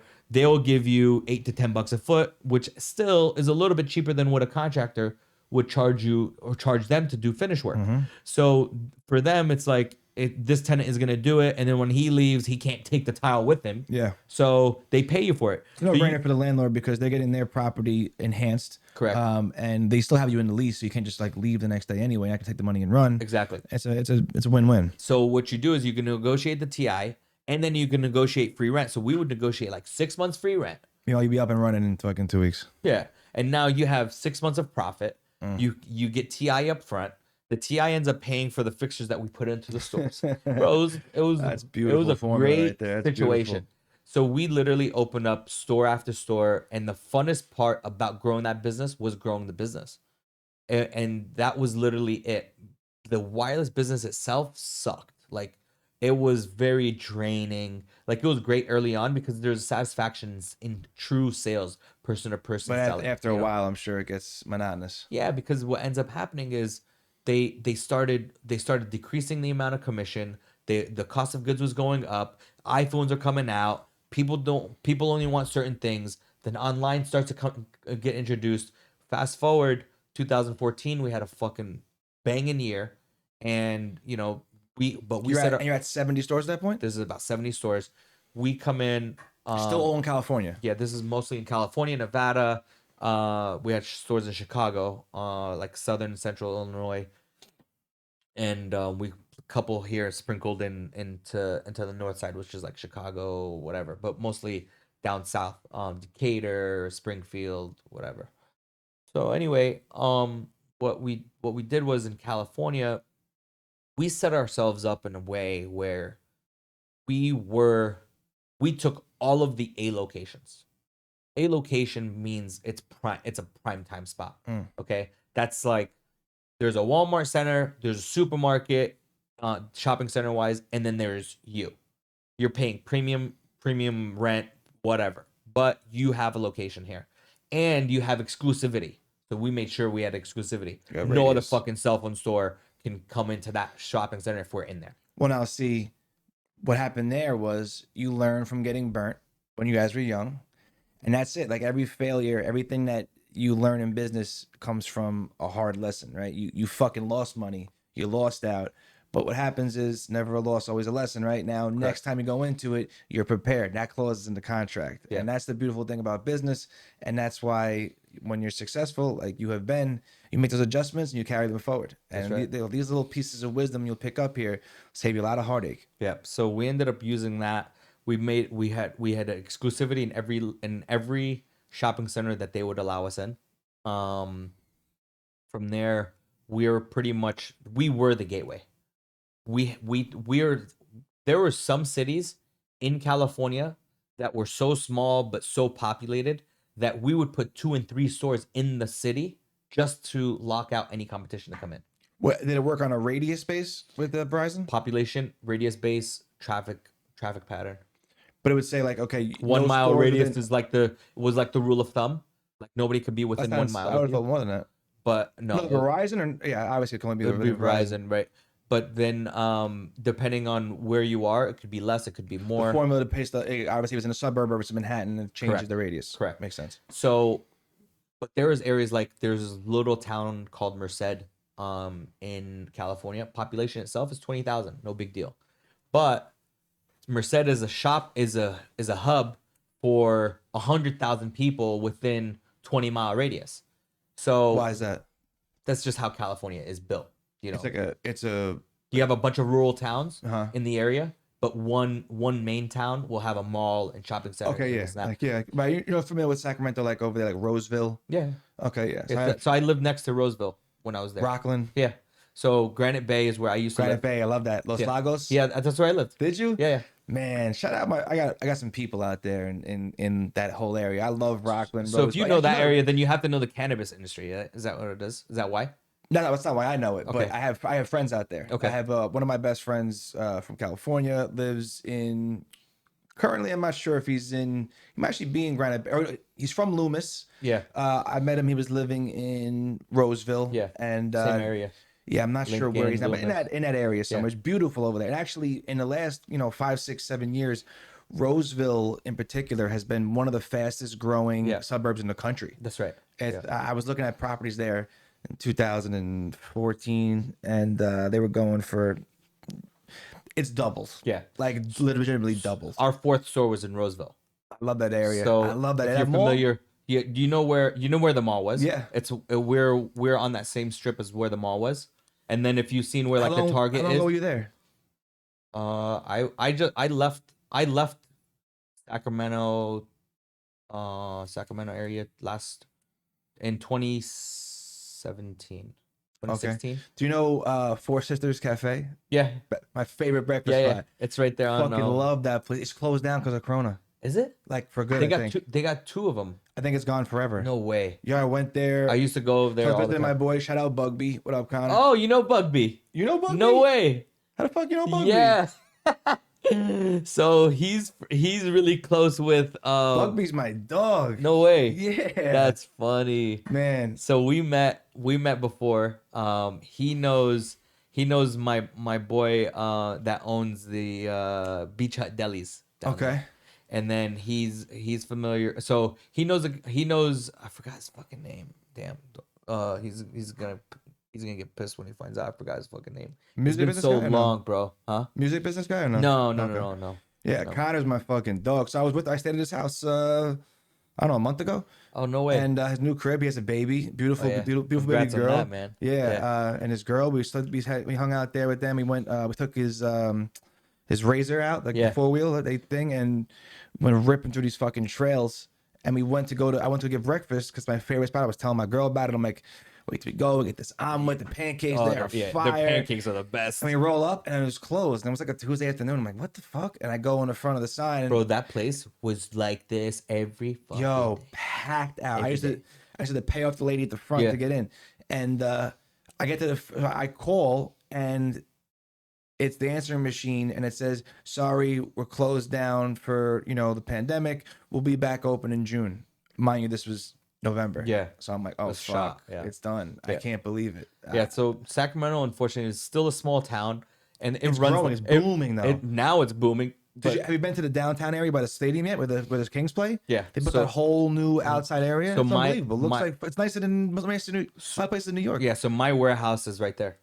Still. Yeah. So Okay. I have 50,000 square feet there, and that's where most of my cars are. Okay. And then I lived in Los Lagos, obviously. I still lo- have a house in Los Lagos. I love that area. Yeah. I wanted to move there for the longest time and never worked out. But I was looking at so Los Lagos is this gated community within a nice neighborhood. It's like a nicer neighborhood within a nice neighborhood over there near Sacramento, like 45 minutes from Sacramento. Yeah, that's right. And it's just a beautiful, beautiful area. A lot of Kings, NBA Kings players Yeah, live in that's that right. area and stuff. And damn, wow, what a small fucking world, Yeah, man. it's funny. I wish we could FaceTime him live right now. So you have 70 locations. You built this formula, this machine out. You're basically printing new stores, in a matter of a week or two. Yeah. The Verizon cut the huge deal. Now that's 2014. This is 2014 is when we're ready to sell the stores. So what ended up happening was we set ourselves Was that up in this- always the goal? You wanted to package it up, bundle it, and get rid of it? No, not at all. Actually, our whole thing was to stay in the wireless thing because it was just Forever. That was gonna be your making thing. great money because we're getting residual. You're getting consistent income. You get paid on the plans for like the that whole was the life? residual, but what ended up happening was early on we're getting 5% of whatever the bill was, Mm-hmm. and then it went down to 3, and then it went down to 2.5, and then eventually they took it away. Wow. So, yeah. So then the back then we used to get paid maybe $500 commission per phone. Now, like by the time we sold the last stores, maybe we're making $100 a phone. So it was like the cost of goods was through the roof. The cost of goods doubled because of iPhones. Now the iPhones cost $1,000+. Imagine, like, we're making 10 cents on the dollar by the time you finish everything is all Yeah. said and done. Customer's taking this $1,000 phone and you're making $100 on it, and you're paying both ways. It's like I'm paying $1,000. Like, what kind of? You tell me, what kind of business investment is that for you to spend $1,000 to make $100? Like, I'm gonna buy this water bottle for $1,000 to sell it to you for 1,100. Well, 10% is not a bad, but not in retail. Yeah, Not I'm in saying retail, yeah. it makes no sense. Yeah, true. You know what I'm saying? For such a small margin, it's not worth it. Yeah, no. But if you said, you're gonna make 10 points on $1 million because you're gonna invest it in, let's say real estate or whatever. 10% is But nice, you know what? When you're in retail, you have layers of liability from the employees, tons of employees, overhead everywhere. All you got to do is not close the light on time, and your bill has already ate your profit. So now, what happens? So what made you? So that determining factor said this business is going down. No. So what ended up happening was we had again, we set ourselves up in a way where we were the gateway for the competition to come in. They had to knock on our fucking door. There's no way that they're coming into California market without stepping on our toes. You want an A location? It's our location. For Verizon. Correct. Yeah, you had all the prime spots. Exactly. So, and the corporate couldn't come in because we locked them out too. Yeah. So we locked out, and that was all because of that first lesson. Because they fucked us in the beginning. And you learned that's never gonna happen to me. You know what? There's no way we're not only gonna lock out the competition. Our biggest competition was corporate. So now when you're 18 years old when that first thing happened. Now imagine when you're 18 years old, realizing 10 years later that would be the best thing that probably ever happened. That was the reason why that by itself added intellectual value to the acquisition. Yeah, God knows how many fold, bro. It was the whole value. Yeah. It's not about how many stores we had. It was two things. It's basically real estate at that point. It's location. Correct. You own a location. Correct. Because you get paid on the EBITDA, and that's people what EBITDA. So EBITDA is your determine if you're into business. You're gonna need to know. Yeah. So it's your net a profit at the end of the year. This is after taxes, after everything, your gross sales, your gross profit. You pay your taxes, pay everything. What you make at the end of the year, they take that, they multiply it by a multiplier, and this is kind of how they determine the value of a business. Correct. When you're evaluating a business's value, this is the number that they use to determine it. Correct. So what ended up happening was we ran the store so efficiently that our 100 stores worked made as much profit as 300 stores. Wow.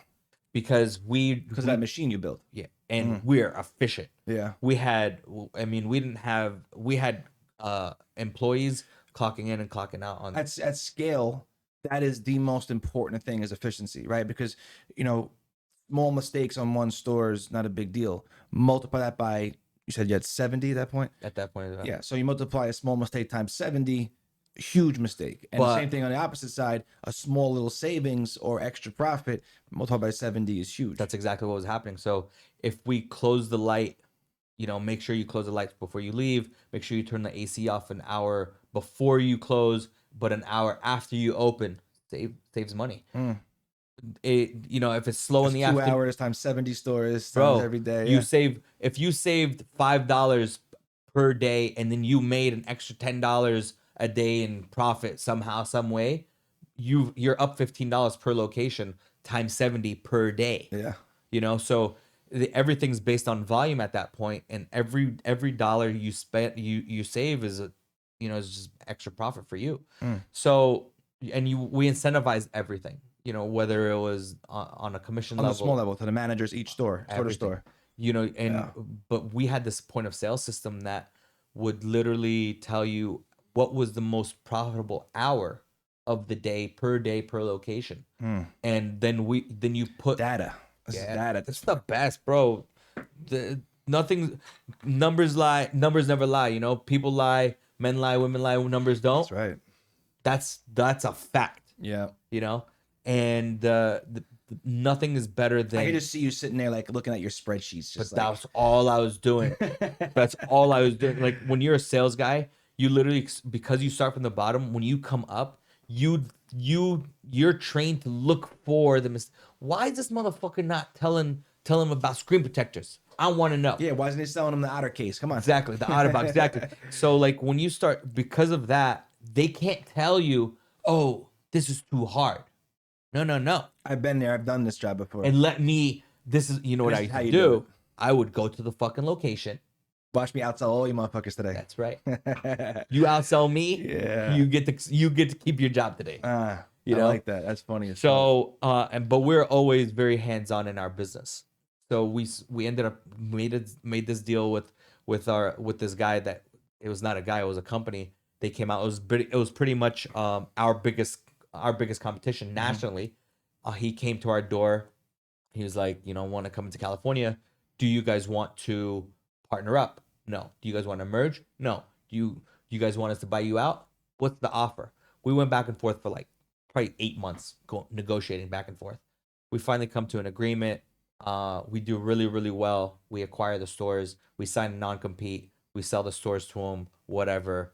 This is when? 2000? This is 2014. Okay. We sold only the California stores. We kept our Illinois market. We go to Illinois. We grow that market. We sell those locations to another company. We go to Miami, start fresh, build up. This is 2015 at the time, 2016. We grow that market. We get up to like 20 stores, and then Jesus, you're just copying and pasting the formula from California and other states. Yeah. And it worked the same way. Yeah, we grew those locations, and then we just sold those last year, and right before Corona. Actually, sold the same thing. Yeah. We sold. So how many stores did you have total throughout this whole thing? About 100 and a little over 100, like 110, 100 some shit. I don't even know, something like that. 110 fucking stores. Bootstrapped, our own thing. No extra loans, no partners, no nothing. It's just no my brothers hedge fund investing. That's it. Just us. Just us. Jesus Christ. So started with a fucking kiosk in a dollar store. Thank you. People listening to this, from a fucking kiosk in a dollar store at 10 years old after school to 110 stores nationwide, bundled and sold for what I'm sure was a hefty payday. Yeah. It was great. We did really, really well. Thank God. God bless. So then at that point, when did you sell the rest of your Miami? Was the last year, right before Corona, February 2019, 2020. No, February 2020. We literally signed the last few stores. So you're done with the cell phone game? Done. Forever? Yeah. Never want to see the fucking, hell yeah. I mean, I'm not happy that I have to pay for my fucking phone now. You'd have fucking weaseled some kind of lifetime contract from Verizon, man. Bro, I never paid for a phone service in 20 years. Now I'm paying for a fucking phone service. But funny. But you see my phone number. What is my phone number? You got a sick number. I'm like, what the fuck is this? Yeah. I'm like, how the fuck, guys? I don't want to say it on there, but yeah, what the fuck? No, it's online. Anyway. I mean, it's on my IG. 000 so my ending is 0000. So funny story. So what ended up happening was when I moved to California. One of my first good customers was a construction guy. He would come in. He's like, I need to get a couple phones. All right, boom, get a phone. Then another week later, he comes, I need to add more phones. I ended up selling him like 25, 30 phones, something like that, which is like back then is fucking great for a company. Well, it's for his whole company. Yeah, okay. So you don't do a lot of corporate call. I mean, a lot of business lines, multi-business lines, whatever. So he comes in one day. He's like, you know what? I don't want my fucking phone number anymore. Get me a vanity number. Back then, they used to have a vanity department. You call in and be like, you know what? I want my number to be, 917 fresh. Yeah, like one of those jingles. Yeah, whatever. But you can call in and be like, I want my number to be 917 fresh and whatever. And you can literally call in, I need these numbers. I need this name. Okay. They look up. All right, this is what it is. Okay. And then you can pay like $50, whatever. So anyway, that eventually went away. So he called in, and I didn't know that it went away at that point. But he goes, I want a consecutive number, like something that has 1,500, 2,500, something. Something easy to remember. I was like, yeah, no problem. So I call in. I was like, I want to speak to the vanity department. We're looking for an easy number. They're like, we don't have vanity department anymore. I was like, so what can we do? They're like, she's like, I can try to help you. So I'm like, all right. She's pulling out random configurations. Yeah, she's like pulling up. Let me see what's consecutive. Boom, she goes, I have this 0000 number. I was like, great. Reserve that to my agent ID. So I'll be able to, they'll reserve it, then I can assign it eventually. So then I was like, no, I need something else. Like I need a 1,200, 1,100, whatever. So I found him a different number. I assigned that one. And then when he came in, he had came in the next day. I was like, yeah, I found your number. I hooked him up. Boom, put the number. And then I went and I just got a regular phone. I locked that number into And mine. kept it. I kept it. I think it was too good to give So away. now I've literally had that number since 04. So kind of funny, but yeah. So my cell phone number ends in 000. So it's a gift and a curse. So it's great because it's easy. But it's terrible because people think I'm a telemarketer, so I answer my fucking phone calls. I can see that. So Yeah, number sketchy as hell. yeah, so I'm like, I have to constantly text back. I'm like, this is Rosco. Call me. Like, so now amongst all this craziness, building this basically a Verizon empire across the country, are you collecting cars the whole time? no. So we're like big workaholics. So you still live in California? I always still have homes over there. You go back and forth? Yeah. So I have properties, real estate, this, that, and then we're here, and then that we kind of just do that, going back and forth. But eventually, I want to sell what's there, come bring it here, and then do like a Miami, New York. That's thing. the goal, man. Yeah. Snowbird it. Yeah. So 2004 we get over there. 2007, 2008, buy our first car, like the 66 Continental. Looks crazy. My brother loves it. It's This like is the entourage car. yeah. Well, that was a 4-door. We Yeah. had a 2-door coupe, super rare. They made like 400 of them. Joey, pull that up. Yeah, 66 Continental coupe. Lincoln Continental coupe. Just the same. They're the same exact size. It was like this olive, It's huge. green. Car's big as a fucking motherfucker. 30 feet long, bro. Yeah, that thing's sick. I like the entourage version, the 4-door. Yeah, the 4-door drop is money. You know who has one? I can't picture the 2-door version. Fuck has one. I think is it Adi? I think Adi got one from 718 Leasing. He got a black one. They're pretty dope. I got a green one. What's with you in the green cars, bro? I don't know, man. Look at that. Jesus Look at that. Christ. In Cali, too? Hot boys, baby. Look at that big screen, Joe. Thing is hot. Damn. Look at that. Shit's hot. That's fucking fire. You do anything to it? So actually, the only thing I did to it was make it run. And that It's thing purrs original? like a kitten. Yeah, it got a 462 big block in it. Jesus Christ. All that thing original, is green on sexy. green. That Like, can't be your only car, but that's like, down the lineup somewhere. That's fire on the roster. that's dope though. So super rare. Anyway, that was the first car. Bought it for $450. What were you driving day to day at this point? Back then I was driving. Well, I think Joey had pulled it up earlier. I had got a E46 Beamer? 3 series. It was a black sedan, and then Which kind? it was a 328, I think maybe. I gotta be like early 2000s. Yeah, it was a 99. Okay, yeah. So it was a I ran from 99. like 99 to like 01. Yeah, Then I went something to like 25 and 30s. That's right. So I had a 328, which is it was a 3-liter. It was a Then I went to 3-liter. 28 and 35s. I don't even know what's that. There's now. so I fell many off the different. Beamer. I went through every Beamer you could have. I quit. I had a 3. I forced ran out by then, but I had a 3, a 5, a 6, a 7, an 8, an X6. Literally had them all, and I was just like, I graduated something else. Yeah, so Beamers are like the most, in my opinion, for like obviously excluding cars that are just ridiculous hypercars, supercars. Beamers are the most fun to drive cars for like regular cars. yeah. They're all 50-50 weight balance.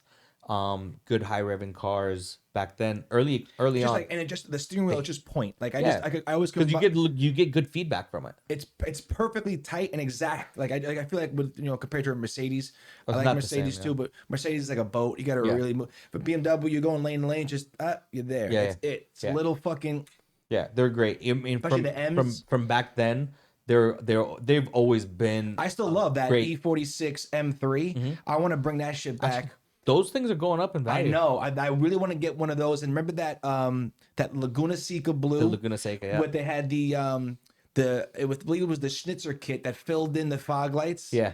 Oh, Joey, pull up a E46.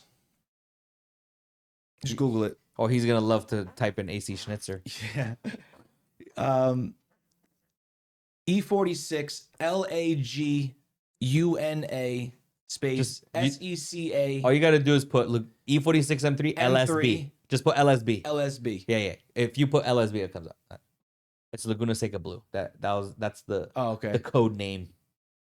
Now I remember there was 2 kids in high school who had this shit. This kid John Belisis from the opposite school, opposite like rival high school had one, and then my Fuck boy, you, John. my What's his name? John Valises is my boy. And then my other boy, who I wasn't friends with at the time, he had one. Oh, he had two M3s in high school. This motherfucker, my boy Telvi. Telvi, you're a dick. Right. But he had a white drop top and he had a Laguna Seca blue. That's the color right there. Fire, bro. And it's like this There's still fire, pastel brother. blue.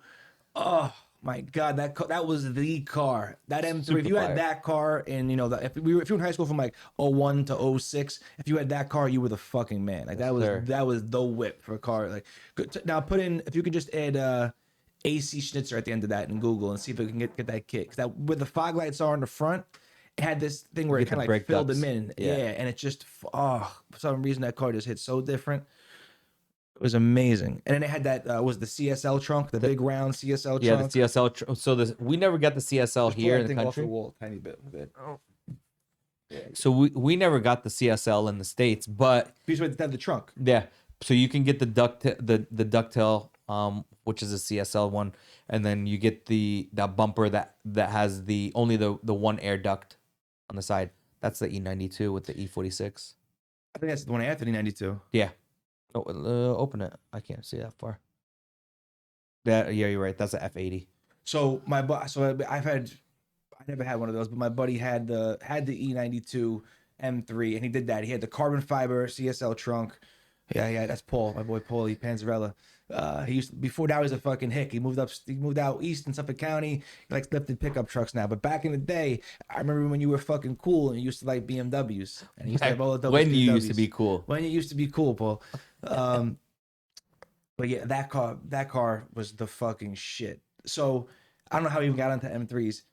Oh, so you just Got an bought a- E36. That's your daily. Yeah, I was dealing an E36. I ended up selling that car, and then I don't know how the fuck I got into an Infiniti Q45.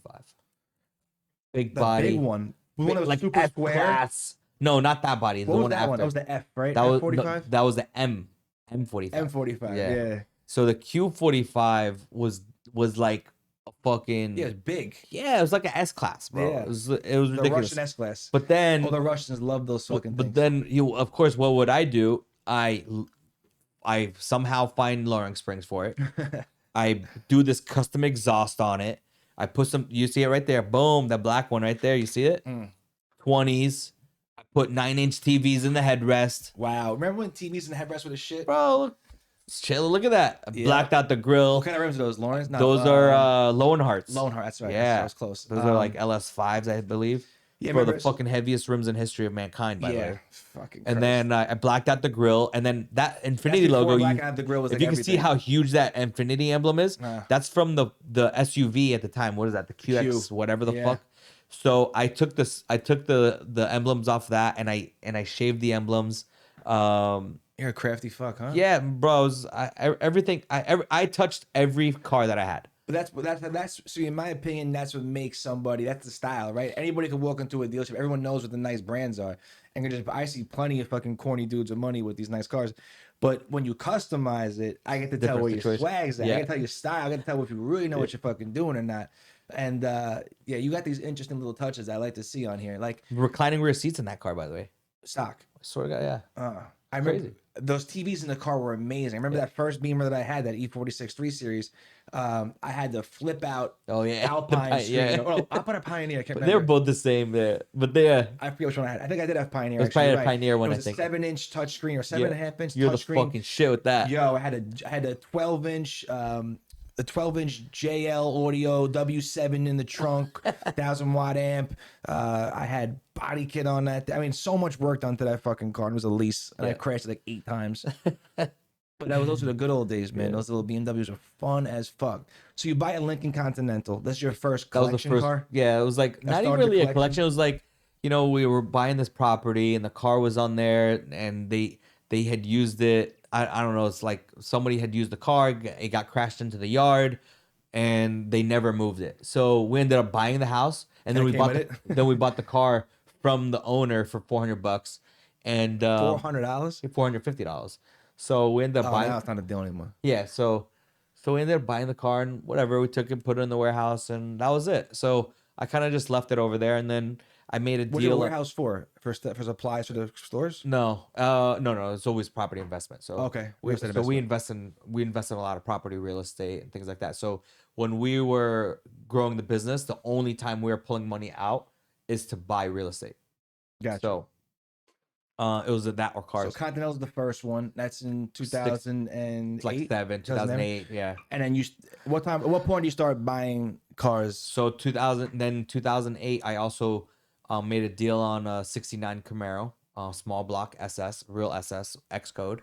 And that one, I think it was like $6,800. And then from that point, bought a Porsche. What kind of Porsche? First Porsche was a 1982 911 SC. What's the SC? SC is a super coupe. It was a super Carrera, whatever, but it would be the 3 liter. It was a 3 liter 911. What color? It was gray black. Mm. Buy the car on eBay for $5,400. The car comes, is fucking great, whatever. Put it to the side. Find another deal, local. My brother finds it. He's like, "Yo, we should buy this car." Whatever. We look at it, we see it. So him and my pops, they go after we find the car. We buy that one for $6,800. Now we have two 911s. We have a Camaro. We have a Continental. All right, everything's cool. There's no reason why we need more cars. So my brother picks up this 55 Chevy pickup truck. All right, it's cool. It's sitting on a small block. It got a small block Chevy engine. It has a Buick rear end. Disc brake conversion on a Camaro subframe. Sick. All right. Like a lowrider truck, or what is it? Yeah, like a lowrider truck, but it's like it's a mix. It's a nice truck. It's a 55, I like those old Ford 55 trucks. The F100. They love doing That's those a over bad there bitch. in California. Yeah. Yeah. So the F100's dope. With the white wall wheels on them and That's right. shit. I love that So the shit. C10 would be the same year, but the competition, right? Gotcha. So it's F100 That style, and then though. the C10 / Apache. So Straight metal tin box pickup. it wasn't the flat body, the curvy body. I mean the back. Yeah. Pickup part. Yeah. So they're just boxed with flares. Yeah, it's like a fucking, what are those wagons they used to Yeah, like a red wagon, what are those things called? From fucking ET and shit. like the red wagon, no? But it's got a name to it though, isn't it? Radio Flyer? Yeah, Radio the flyer, radio yeah. flyers, yeah. So we get that. We get the 55 Chevy. Now you got a truck. Now you got Now two we got coupes, Now we got 2 Camaros. 3 coupes, Yeah, 2 4 Camaros. coupes, 4 Yeah, coupes in a pickup truck. that's right. All right, we don't need another car. Boom, my brother finds this fucking deal on a Mustang, 66 fastback Mustang, $10,000. Boom, buys it. Now we have 6 cars. Why do we have 6 cars? I don't know. You got the room. All right, keep moving. Whatever. What year are we in now? This is 2011, Okay, 2012. so it's modest. You only got 6 cars. We're chilling. Like Yeah. there's no reason why. Like, and plus like all the cars they drive, but they're not perfect. They're just cool. Like Yeah. they're just like you could jump in them, drive around, and that's it. But they're not like winning any type of rewards. They're just driver condition. All right. Fast forward 2013, 2014. I'm starting to watch the market. I'm like, bro, these fucking cars are going through the roof. Like I'm watching the European market. The muscle cars, not so much, but we were kind of buying muscle cars here and there, like whatever. So I'm watching. Where do you getting these buys? At the back of magazines? You driving in California? They're for sale everywhere, like on a road. Craigslist. Ah, so you guys are actively looking. These things didn't fall in your lap. No. Craig, like, let me. So this is So now you're like starting my to, secret weapon is my pops. By the way, so you guys know. you send them in to ux them down. Yeah, I'm like, I tell my pops, I'm like, pops, you got to look at these cars. Take a look at these. Here's a list. This is what I'm looking at, and this is where they're at. This is where I think is gonna happen. But look at these and let me know what you think. And my pops is a numbers guy, like real life fucking calculator. Okay, the guy, all he does is crunch numbers. Just give him numbers and he can make shit happen. So I gave him the list of cars. I'm like, Pops, look at these. Like, take a whatever, do your thing. He looks, he's like, these are moving. I said, I know. What kind of cars now? We're looking at Said European. Porsches, Okay. we're looking at BMWs, Mhm. and we're looking at some Benzes, These are classic cars. all classic. Mm-hmm. So we're starting to see the air cooled cars are starting to catch traction for some reason, like very random. The $5,000, $6,000 911s that we bought 2 years ago are now $25,000 cars. Wow. Like, Yeah, 4 or 5x out of nowhere. interesting. This is Yeah, funny. this is like Bitcoin numbers at this point. Yeah. So we're looking at them like, I'm telling my pops, I'm like, yo, we got equity in these cars, but I found 5 other ones. Look at this. He's like, oh, I'm like, I'm finding them for what we paid 2 years ago. Still, Yeah, but people haven't caught onto the market yet. because I'm not looking in California, I'm looking outside of California. In the middle of nowhere states. Yeah. It's So like that show when they find a fucking, they open up a barn. that's exactly what I was doing Ah, for a couple years. that's what's up. And what I did was I built this. So I worked with this guy, and we built this search engine that searched through Craigslist nationally. And if you ever search through Yeah, it's Craigslist, local. you can only search on a Yeah. local level. Come out, switch What to do you mean? city. Hold on a second. Time out. You can't just breeze past that. You built a search engine. I worked with a guy that built like this algorithm thing that utilized Craigslist to search through keywords on a national level. That's some next level shit. Every time somebody listed a Porsche 911, You got a notification. I got a fucking listing. That's what's up. I would literally hit every person that had a list of cars that I wanted. So then, after I found a fucking list of cars, me and my pops did this cross-country trip. My brother finds this car random. Let me tell you, this is a funny fucking story. So we go to this wedding in Cleveland or Detroit. I don't know where the fuck we were. My brother goes, he's in California at the time. He goes, yo, there's a 356 in Chicago. 356 is the first Porsches. So this would be the Porsche that looks like a tub, like a Volkswagen buggy. That's what it came off of. Yeah. People So don't realize that 911 is branched off from the Beetle. yeah. So the Which kind grandfather. of fucks up in my head. I know So you're a the- Porsche guy. Might offend Yeah. you, So the but grandfather, Ferdinand Porsche, is the one that developed the buggy. I'm glad you call it Porsche too. Yeah. So 'Cause it's Porsche. I know, because it just sounds like such a douche when you say Yeah, Porsche. Porsche. I know it's how it really Shut is. the but... fuck up, you. Whoever says Porsche has won. So Yeah, that. yeah. So anyway, what ended up happening was the 356. So the What year is that? 356. 356 started in 1959. Wow. Yeah, 1950, And it was for sale near the- 1955. It was for sale near the wedding you were at. And we're in Cleveland or Chicago. No, we're in Cleveland at the time. The car was in Chicago. So So like a 5-hour drive, right? yeah. So what ends up happening is, my brother calls. He goes, "Yo, there's a car." He goes, "Actually, what ended up happening was, let me take it back. My brother makes a deal on a 356 in Virginia for 24,000, and it's a car that needs full restoration, but it's already taken apart from a couple guys, two guys that restore 356s, but they're kind of going out of They business, abandoned it and they don't mid-project. want to, like, they're like, you know what, we're done with it. We don't want to deal with these cars anymore. We only want to deal with the high-end 356s, which is the speedsters, the early cars, whatever, but we'll sell this one. So my brother makes a deal with them for 24,000. It's in Virginia, whatever. So ends up happening is, my brother goes, you know, whatever, we'll schedule a thing and we'll get this thing picked up. We had bought that car like a week or 2 weeks prior, but we had no way to pick it up because nobody wants to pick up all the cars with the parts.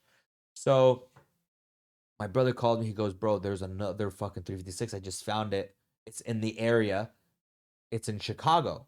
You want to take a drive over there, go see it. I was like, hell yeah. So my pops and my brothers Still in and the everybody tux? are still like, this is that night. The Yeah. next morning, I'm like, fuck it, I'll drive there. I don't give a fuck.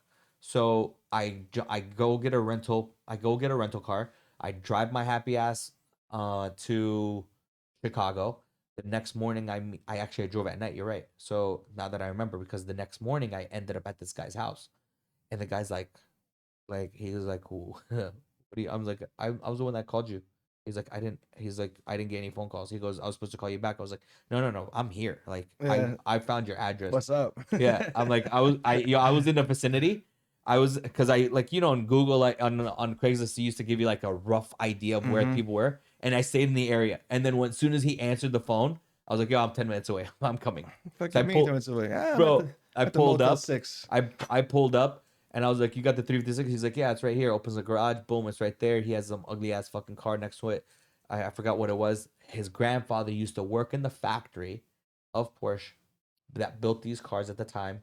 Ended up buying this one when he was like So 40. single car owner. Yeah, Single owner car. yeah. So and what ended up happening was he ended up passing away. And now that the son is like, I don't want these fucking cars. I don't know nothing about them. I don't care about them.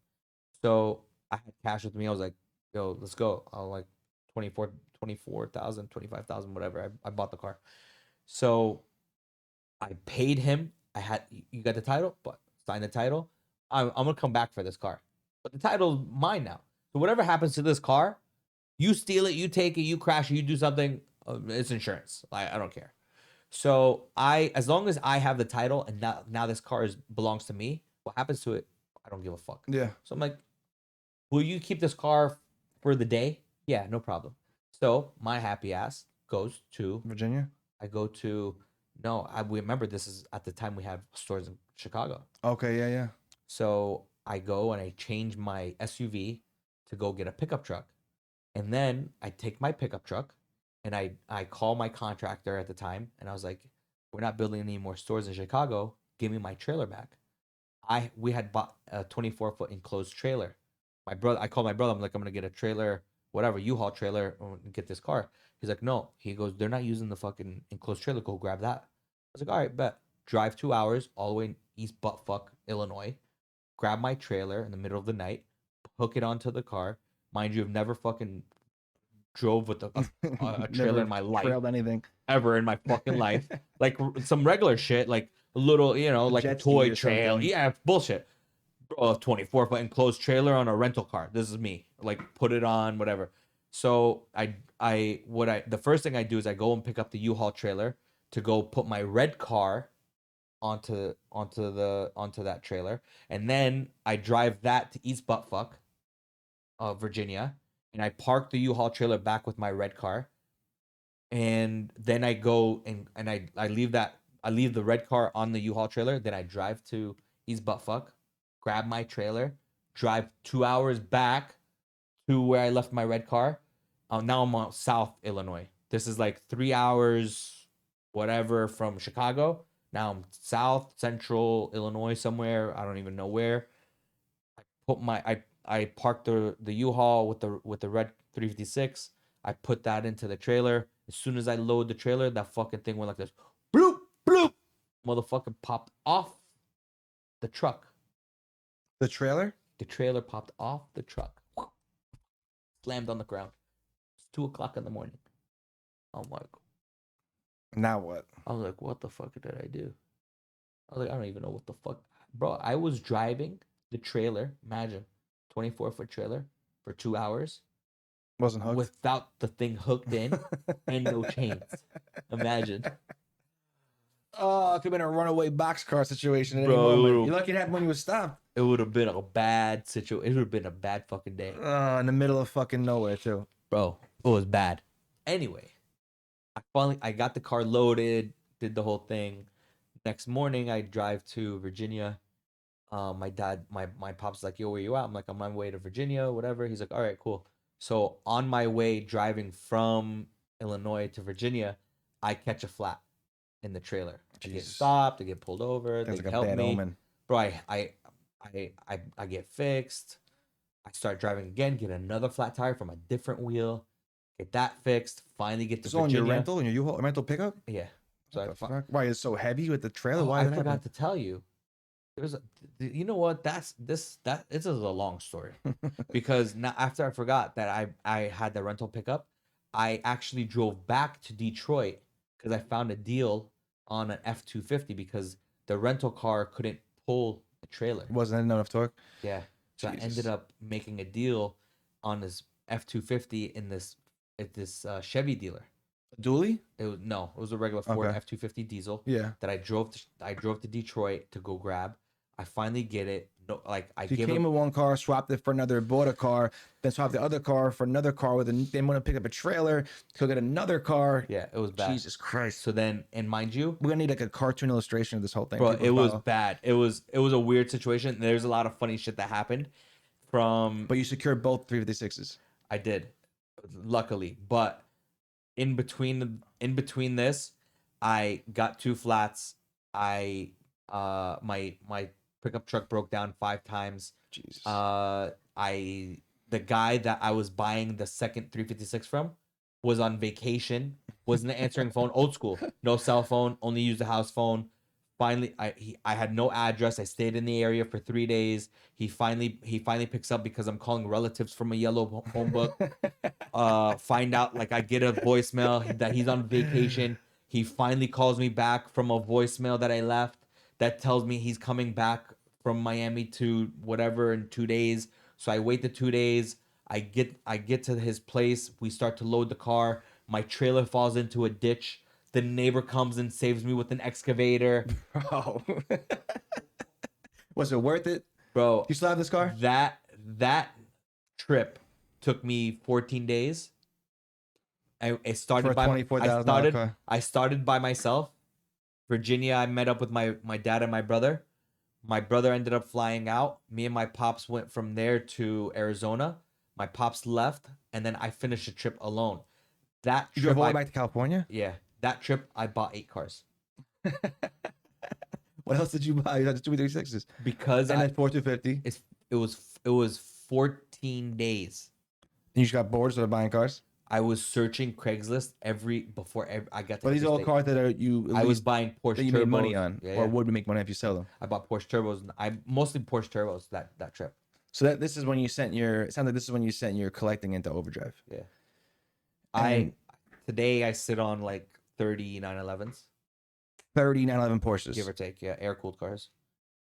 Jesus Stupid shit. Christ. So- So mostly older ones. Yeah. So Do you have any of the new ones? my daily is a new 911. But What my, year? My daily is a 991. Well, I just sold. I had a 991.2 GT3 manual, Okay, what guards color? red, Nice. guards red over black with the carbon package, the whole thing. Nice. And then ended up selling that. And I got an allocation for the new 992 GT3, and so That's the fucking the 992s are crazy. Yeah, I just that's saw gonna be someone put up a sick. picture of the new 992 with the swan neck. the Turbo S. Yeah, the Turbo S right now is Ooh. they're so fast. They're putting 720s on notice, by the way. Yeah. A tune and downpipes 9-second car. It beats McLaren 720s. Well, 720S runs 99 quarter mile stock. About 765. 765 is 97 quarter mile stock. Wait, say those two numbers again. 720 is faster. No, 99 quarter mile on 720. Okay, 97 okay, quarter mile on. So you have an idea. So you like Porsches, but basically what you're saying, a little bit. A little bit. And what other cars do you collect? Everything. I got everything. I have C1, C2, C3 Corvettes. I have You like the new ones, the C8s? not really. I can't. When I first hit, and Jose, I like them. Jose told me this was gonna happen. He was right. When I first saw them, I'm like, yo, those look like straight up Ferraris. And obviously they're not, but like they look dope, and those are sick. Like those, a little bit of work to those is gonna be fire. He's like, in 6 months when they're everywhere, they're gonna be you can rent them from Enterprise. I was like, nah. And surely enough, I keep seeing them now, and they're like they're regular looking. Yeah. They're not that. The design is cool, but it's nothing like you have to do shit to them to make them like look nice. Yeah, They and same look. thing happened with They have a weird stance to them. The balance is weird. There's no symmetry, and I Yeah. don't like it. Yeah, it reminds. I mean, well, it reminds us somewhat of the McLaren now. The It does. GT. It looks like a McLaren GT. It looks like the SF90 type. It looks like an NSX. It has a lot of different design cues. The lines are really hard. Yeah. Well, that's So, always I mean, Corvette though, and the line's always Yeah. kind of hard on that. Yeah. But same with the last one, the last model was it the zero C7. C7? I'm sorry, yeah, obviously. The C7 when it first came out, I'm like, whoa, they outdid Beautiful themselves. But now you see them everywhere. And it's kind of like, Yeah. So like even the ZR1, which is like the top dog. those they are cool look- because that's a whole different bumper structure. At least, everything like, is. yeah, it's like everything that's the one looks car. pretty There's nuts. some guy around here that has one in orange. And I see it all the time. And like I saw, he must have had one of the first ones out. He had like almost 2 years ago. Bro, those things and they always go over sticker because everybody goes nuts. Because when every it first fucking come out. middle-aged man who always wanted Yeah. a Corvette, now he can finally get one, and he's 45, and he's like, "I'm doing it," and then you look like a jerk off. Yeah. In my opinion. They're cool. Like I mean, like I said, I like them for what they are. And they have their own niche market. Yeah, you can just. Doesn't I do mean, nothing you for can just me. know the type. And no offense if you are this type. Yeah. Take it to offense if Skechers, high socks. I can just see like the guy. You know what I mean? Like a eagle tattoo. Fucking. You know what I mean? It's just like that guy. But you have 30 Porsches. Yeah, like and you have 2 G-Wagon 4x4s. squares. You have 2 squares. I have a lot of G wagons, so I've What do you mean you have a lot of G-Wagons? so I have like 5 G wagons. What the fuck is? I thought I was an obsessive hoarder. So I have This a- guy. I have a lot of. That is a statement that I've never heard before, and I probably will never hear again before I die. And it's to be a true statement, quote unquote. I have a lot of G-Wagons. That is hilarious. But you know what's funny? it's like So, Air Max 90s. I got a bunch of those. yeah, so I literally have and I'm always in the hunt for G wagons, by the way. So I have W460s, which is like the 70s model. I have an 85. And if you squint, you can't tell the difference between those and the 2005. They're all the same, bro. I have a 1985 G wagon that's mine? 5-cylinder diesel, 4-speed manual, houndstooth interior, fabric. Yeah. And if you looked at It's a that and you classy looked car. at 2000, you wouldn't even notice a difference. Yeah, the new. I like that they did with the new one. It made it slightly wider. I Yeah. like they changed the headlights. The interior is finally modern. Cause I Yeah. had one. I had a G63 from. I had it a few years ago. I can't remember what year the car itself was. It was like a 2014 or 15, I think. And when I got it, I didn't drive it at all, which was a big mistake. I didn't test drive it, and I was coming out of the GLE 63, like the Two other different one. cars, yeah. And I just bought it. It was another 63. I knew it was gonna be fast, and that car just has a presence. Yeah. Like that car is just bossy as fuck. Yeah. You pull up anywhere in a G wagon, and I had mine murdered. It was Yeah. all black, limo tints all That's the around. best, Everything. The push bar was all black. Complete chrome delete. I had Brabus exhaust pipes coming out of it. Thing was sick. But anywhere I pulled up, if you couldn't see the tints, people like looking who Yeah. the fuck that is. So it has a real presence, real bossy. Like It does. it just has a different energy about it. But I'll tell you, the first time I took an exit ramp in that motherfucker, Oh, I thought I was fucking tipping over. Yeah. I'm like, yo, this thing is swaying. I'm Yeah. like, it's so tall, and I had spaces on it too. Yeah. It's so tall and so heavy that you literally feel like a fucking skyscraper in the wind. I'm talking about, yeah. Yeah. and You, I'm like, oh my, I'm about to flip. Yeah. But then once you get used to it, and you realize you're not gonna flip, that thing actually fucking moves. yeah, they do. I was beating cars in the I don't know parkway, that motherfucker. if you ever see me move in my square. You can ask anybody that. Those things go boogie. I move that square Those like a V8 Ferrari, turbos, boy. man. Yeah. Those things are no fucking joke, They're dog. torquey and they sound so good. Roars. Yeah. I love Yeah. that fucking deep. Yeah. That deep burly fucking sound to it is Yeah. amazing. Yeah, those I mean, are it got sick. 600 something horsepower, right? Yeah, 63s? they're up there. Yeah, they're like 5 something. I don't know, but they're torquey. We tune those things, and they get 700, 800 horsepower. Really? And we have to detune them because people get scared. Because it's just like, bro, imagine like you got this box on wheels that's like, and it That's just the problem rips with it. through. You don't feel like you're in a Benz. You feel No. like you're in a fucking Jeep Wrangler on steroids. Yeah, That's basically what it is. and just like with fancy ornaments. Yeah, and that's it. It's just like But at least the new one has a nice interior. it does. That's The interior is you had a Wrangler interior still too in the chassis old though. one. The same chassis. 463 chassis didn't change. Aren't they wider? Nah. Just the bumpers are? Just the No. the car itself is wider for sure. Mm. The bump, yeah, 1,000%. It's not. How much I bet? I I bet came you- about to beat you in a car Bro, thing. I could tell you everything about every G The wagon. G Wagon, the new body style, is a couple inches wider. It's not. How much I bet? I'm telling you, it's not. They come Joey? in 2 flares. They Joey, come in. how much? Just right. New G Wagon Mercedes wider. Just put dimensions. So you're gonna find G550 and G63. G550 with the AMG package will have the AMG flares, but the G63 has the same size flares.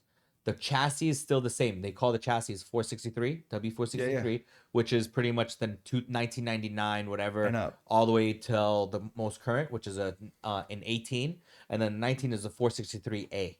The only difference is the air assist and the suspension. Chassis wise, they're pretty much the same. Flares are the same, unless you bump them up to like a wide start, which is the 5-inch flares. Outside of that, What's the always, wide side of the G? Is that the 800? the G800, yeah, wide star. That car's great. Did you see Philip Klein's fucking G Wagon?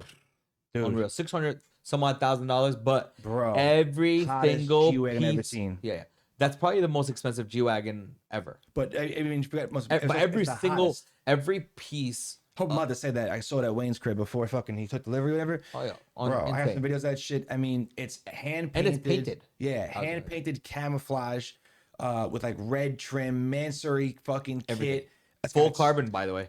oh my god, stars in the headliner. It's tuned to 800. It's got He's not the. That's not the first one he's collabed with full Mansory. interior too. Okay. The interior is So completely done. he Got did- all the seats. Got this crazy fucking stitch on it. I mean, that car is just everything on the. It's touched. Even in the engine, well, everything was phenomenal. Yeah. Hottest fucking G wagon by leaps and bounds. I mean, I don't think he even touched it. he He did. had it for a year. Supposedly didn't touch it, and He someone did it. sold And it. with the Geneva, Auto Convention.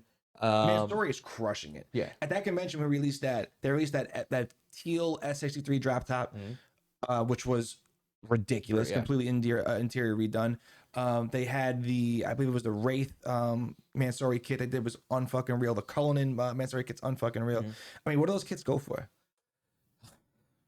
Big fucking money. Like so, like $100 Mansory, grand, right? Mansory does usually 2 levels on most kits.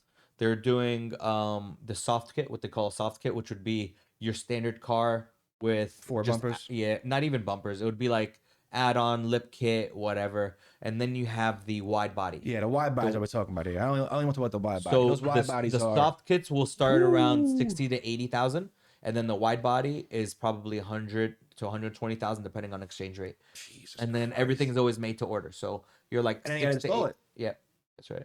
And Now- it's full bumper paint, full bumper swapping, all that. I So was so mad about that car came out because did you see my S63?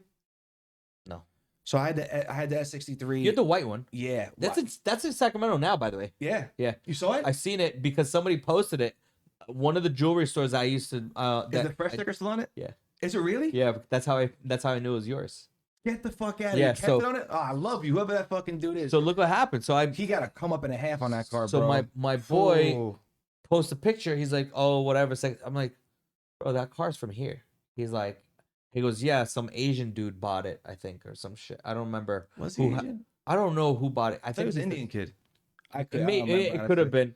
It could have I been. guess Indian. I don't is Asian, remember. yeah. Anyway, whatever. What ended up happening was I saw it. I'm like, bro, I seen this fucking car before, and I'm looking at it. He go and he's saying, I'm like, and I seen the fresh sticker. I was like, I'm almost positive that's Johnny's Yeah. because That's it funny. was the only one I've ever seen hooked up like sick. Everything. We had Yeah. everything. So we did full. I mean, we talked about it already in the show once, but tough luck. I had full wide body conversion from It was prior no? design. Yeah, it was prior design. Yeah. Yeah. Then That's we right. had 22s from Or the Renan. From Renan. We had it lowered. And then just the chrome delete, just done perfectly right. And the one thing I did on that car, which is like something that you would appreciate that no one does. We did the chrome delete to match the car, white in some places, black in some places. But the back of the S-Class coupes, it has that unibrow, that chrome Yeah. trim that goes from taillight to taillight. Yeah, yeah, Everyone does that black. yeah, Instead, we color paint matched it Yeah, to yeah. white and just Sick. blend it out. yeah, yeah. And it made the back of the car, it completely changed the look of the back of the car. Everyone overlooks that little Yeah. detail. But I feel like, in my opinion, changed the look of the back of the car. And I had seen, RDB and Platinum do a couple of S-Classes that were sick over there in LA. But I still thought mine was the hottest one I ever seen. And then literally that week, I was at the car show in the Javits Center. Yeah, yeah, the And it auto got convention. And the Mansory one came out. And I'm Yeah. like, fuck, I'm not first anymore. That's Yeah. a fucking fact. But Mansory's on a whole nother. They're next level. Yeah, one day I'll have a Mansory. I'd like to do that to one of my cars for sure. They just some kits you get and you see and they look like plastic. Yeah. It reminds you of like an old Civic fucking Yeah. kit. You know what I mean? It just looked on it. Even like some of them on high end cars. I think it was Novatech did the Cullinan one, and to me it just don't hit right. You know what it If it's is? in the wrong color, it Yeah. looks super plastic. Yeah, yeah, yeah. You don't want to. That's the thing. You got to pick and choose the right cars, the right brands with the right cars, because there's a lot of ugly shit going around. Like, Yeah. you could. I mean, no offense to like Rocket Bunny and Pandom and and Liberty Walk and these other guys, but Liberty Walk is super hit or miss, but when they're on, they're on. yes, early The on, Huracans, they're sick. Huracans, Hot. and 458s. Yes, fire. Ooh. But if you look at the new wide body Huracan kit, the one where like it's an From over Liberty? fender, I think it might be Liberty or I forgot what brand. It's either Liberty Walk. When they put too many events on, that's when it starts being Bro, like, it has they're doing too much. Like it was an over fender and it swooped over the quarter and it was like, I hate it. yeah. Like it just like it kills the body lines of the car. Yeah, and it takes away from the body itself. Correct. Like you see the difference between where the car is and the add-ons. Exactly. Like there's cars that they don't It has to need be much. seamless. Yeah. There's cars that they don't need much to look crazy, like to make it pop. Especially those cars. And Huracan is like one of those where you can do Such a subtle Matchbox changes, car. and it just looks fire. Yeah. But then You seen Chris Brown's? the multicolor one. That's No, the, that was his Aventador. But he he did both multicolor. he did both It's like a Liberty Tron looking. Yeah. yeah, with That's the the Liberty hottest. Walk shit. That's Oh, the with hottest the Huracan. with the hexagon wrap. Pull up, Joey. Pull up Chris Brown's Huracan. With the hologram Huracan. I'm sure there's only one. yeah, he had the hologram wrap in there with the outline. Yep. Yeah, that was the hottest Huracan I ever seen. Yeah. They were not he wasn't the first to do it though. There's a kid over here. There was a The kid with the gray and the baby blue accents. Yeah, that's Roman Roman kid deals the wraps. from I think, right? Exclusive Vinyl, yeah. Yeah, his is fucking His is dope. He has bananas. yeah, I think his is Liberty pull Walk that too. up, big screen. Yeah, that's tire. That's fire. Insane. So I wouldn't go with that wrap, but just looking at the lines of that car, I mean, Looks bro, pretty what nuts. the fuck? And then yeah.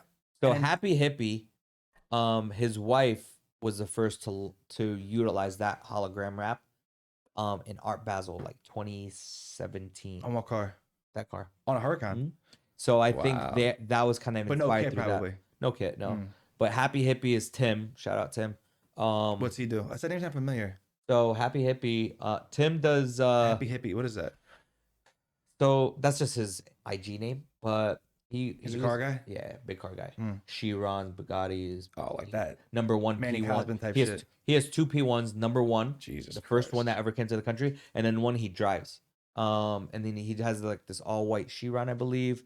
And Manny then Cosman has the dopest car game, I think. Period. yeah, he sold a bunch of cars, and now he's picking up cars that are actually worth some money. Well, he has He's these going fucking heavy on one-of-ones. SLRs. He has these Hermes fucking He Chiron. has He's got a fucking The Mansory. Hermes Pagani. Yeah. I mean, bro, what the fuck? He's Yeah. just bored, I think. Yeah, he's just doing some crazy shit. He's And then just fucking bored. he's going heavy on the SLRs. Yeah, costs going up. Mhm. There's some weird cars that just go up. Like the SLS even's going up. Yep. Not quite like SLR. No. The Ford GTs. Ford GTs are always holding pretty Carrera tough. GTs. Carrera GTs, which I think should be over $1 million, but for some reason they're just not moving. I don't Enzos. know what it is. Enzos are always worth the fucking money. I feel like Ferrari do the Yeah. same. Who had the 918s? 918s are not bad. 918s. That's one of the hottest 845s. cars ever made. Period. History. Like no categories doesn't matter.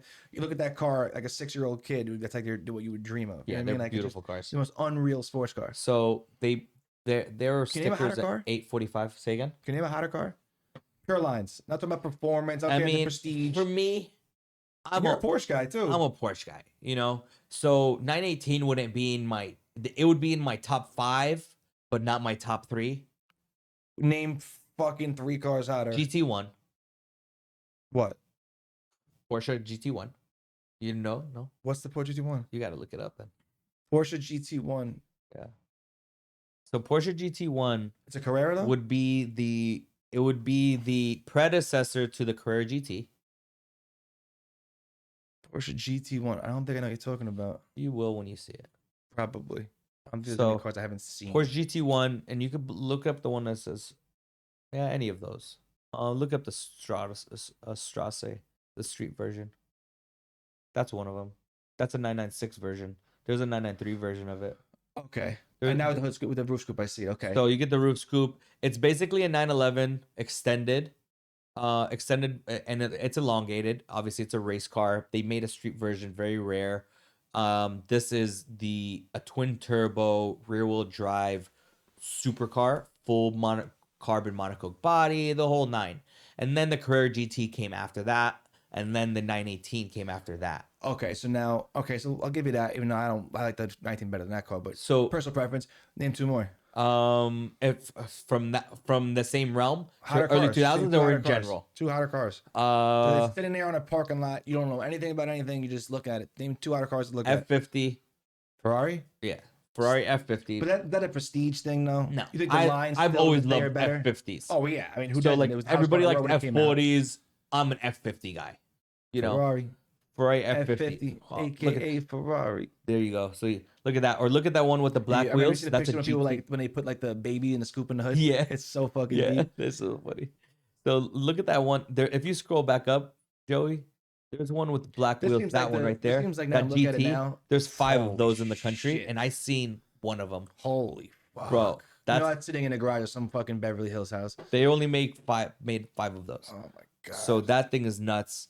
I mean, that's That's a little Mons car. yeah, they're That's fucking bananas. great, bro. Like F50 to me is like So, what they're are your beautiful favorite cars in your collection now? You've heard about the G wagons. So That's still. my I mean, favorite you have cars, multiple of them. The Porsches too. Like you have a bunch of them, which is obviously a whole other fucking level. But if you can only drive one at a time, right? Yeah. So you're pulling up to a car show.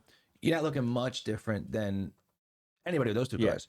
What is your? I'm a stunt on motherfuckers today. So my favorite, so that's the thing. I don't really do the stunt like I can't like the pull up game. I guess the car that always breaks next is always an SLR, but that's not my favorite car. My favorite That car, car fun to drive? hell no, SLR? hell no. That shit's Really? like driving a Viper, bro. It's like a fucking, Why? Just so it's like front a heavy? hot rod. Mm. Super long in the front, heavy. You hit it, fucking just spins out and wants to kill you every That must time you drive roar, it. though. Oh yeah, I remember when I was in school, I had the kid I was down there with, he had a SL55. And I remember being in that car and driving with him and thinking that there's no way we're going to possibly stop in time for this next light. He's going way too fast, and it does. The acceleration and the brakes in those cars are so Amazing. mind-boggling that like your brain's trying to compute how much space you're moving through and the car in front of you, and you're like, it's not physically possible. Oh, it stops. Yeah, and it stops. The- So I imagine SLR's just SLR is that a on monster. fucking juice. It's all ceramic brakes. I mean, it It must hopped sound up crazy. It's a engine. V12, right? No, it's V8 supercharged. Really? Yeah, yeah. Wow, that's Yeah. strange. So it's the same engine as the SL55, kind of rooted from that. It's not the same engine. It's rooted from that bigger supercharger, 620 horsepower. Which back then when it came, see, people don't realize like the horsepower has gotten so crazy now, like because every car's. I mean, you have Hellcats, the Dodges that have 800 horsepower now, Demons and stuff. Yeah. But in 2005, whatever that when it came out, The 600 SLR horsepower was unprecedented. Yeah. So the The SLR GT was in that car, like the first cars to break 6 manufacturer. So CLK GTR, the SLR, and were pretty much the But the CLK wasn't a production car, was it? CLK GTR. what Yeah, I'm saying. street version they were. It was. Yeah, so they came two engines, V8 supercharged, and then the V12 option. So the early ones, but these were the grandfather, like really the true supercars, like the beginning of true supercars. And they're because you have the carbon monocoque bodies, and because you have the high horsepower engines. This is what categorized them from a regular exotic to a supercar. 600 then is the equivalent to like having well over 1,000 horsepower car, you know. Yeah. But fast forward today, like you said, you get into a Hellcat and it's a fucking 10-second car. You know, you get into a 720, it's a 9-second car. right? Bro, it's some ridiculous shit. But You it can't 720, turn to your driver though. bro, a 720, a used 720 right now is in the 200s, and the fucking thing will rip anything that's next to it for double the price. Yeah, You know, I'm beginning to love McLarens. I pick up mine tomorrow. congrats. I just got it wrapped. I've had it for a couple weeks, but it was in stock. Yeah. I had some things done to it now. Super underrated, by the way. Yeah, I like the car a lot. Only thing that sucks on it is the brakes. So why they're not ceramic? They're No. steel. They're steel. Yeah, and So- you do not, and not only they steal, so obviously it's not as responsive, but from a feel standpoint, like the brake pedal is so stiff that my father thought something was wrong. He drove to the thing. He's like, what's wrong with your brakes? I'm like, no, you have to get used to it. You have to like really be on it for it. You have to give it some grab. serious pressure. Was it cold Start that day or working. no? It doesn't matter any day. Same day. I could Interesting. drive it for an hour already. It doesn't matter. Same thing. It's got just this feel to it. It's super strange. I called Wayne. He said the same thing. So it's just super, super weird. I don't know why they did that. I don't know why they wouldn't put giant brakes on it. It's automatic. Yeah, well, I mean, the thing is, it's a price point. Obviously, it's a GT car. They don't want you to It be. literally feels unsafe. Yeah. I swear it feels. You know what unsafe. it is? You driven that car, the GT? No, I have not. We'll go around. I wish I had it right now. You take it around the block, like just to see what I'm talking about. Like, it will stop. I figured it out now. You have to really press on it. It will stop. It's not terrible brakes, but the feel is just all wrong. It's not a driver's car like that, and the low end of the power is not really there either. Well, on purpose, they wanted it to be a touring detuned. car. Yeah. So that car runs the engine from the 720, but the turbos from the 570. So if you upgrade the turbos, it's basically a 720 engine. Technically, yes. Interesting. Yeah. So it's a 4-liter. It's the M840T engine, which is project. Yeah. Actually, you could probably just throw some downpipes and a tune in it, and it'll wake that thing up, man. Yeah, 100 horses. So they're minimum. Yeah. More. 80 with the tune, downpipes, maybe another 20. Today I figured. just did a 720s with the stage 2 tune, and the fucking thing it just like we're revving a little bit, and it was shooting 4-foot flames. It's great. Jesus. Fun Can times. mine shoot flames? Factory, no. I mean, it might, but with downpipes and the tune, absolutely. Yeah, I can't be playing this stuff right now anyway. But Yeah. we'll get to that. Yeah. So, but you'll easily gain close to I want to say 150-ish horsepower, maybe more. Wow. With the downpipe and that'll tunes. put it at 760. That's crazy. Yeah. That's Yeah. insane. So here's the thing about McLaren. Handle great. They'll tell you 600 horsepower, and you'll have 600 horsepower to the wheels. Whereas most other companies, like they'll tell you, oh, you have a 500 horsepower car, but they're giving you crank horsepower. Yeah. You know, so now that we're on McLarens, I wanted to segue into this at some point. It seems like a perfect place to highlight what you do at your place now. So we kind of skipped around just because we're both fucking so obsessed with cars. That just goes down these rabbit holes. So, but you sold out of the wireless business. Yep.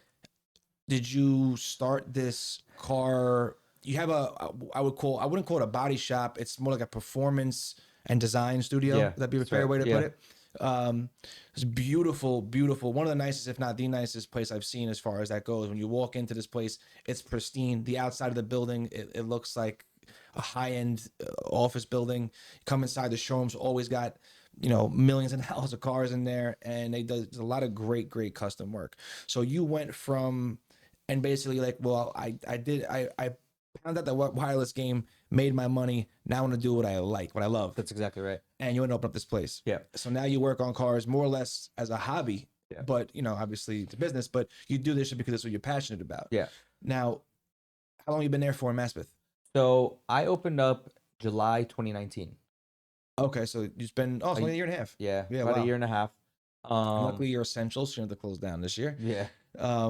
So the reason why I was talking about McLaren is you did a project for the Texans quarterback, Deshaun Watson. That's right. He had a 720 McLaren, and you did his everything. Yeah, it seems like. That's right. Joey, can you pull up what is look your Instagram? Be the best way to look. Yeah, you can find it on IG. If you go on IG, there's gonna be a bright green McLaren 720. It is fucking bananas. What did you do? It's further down. So yeah, you'll find it then there somewhere. There it is. That's one picture of it. Yeah, there.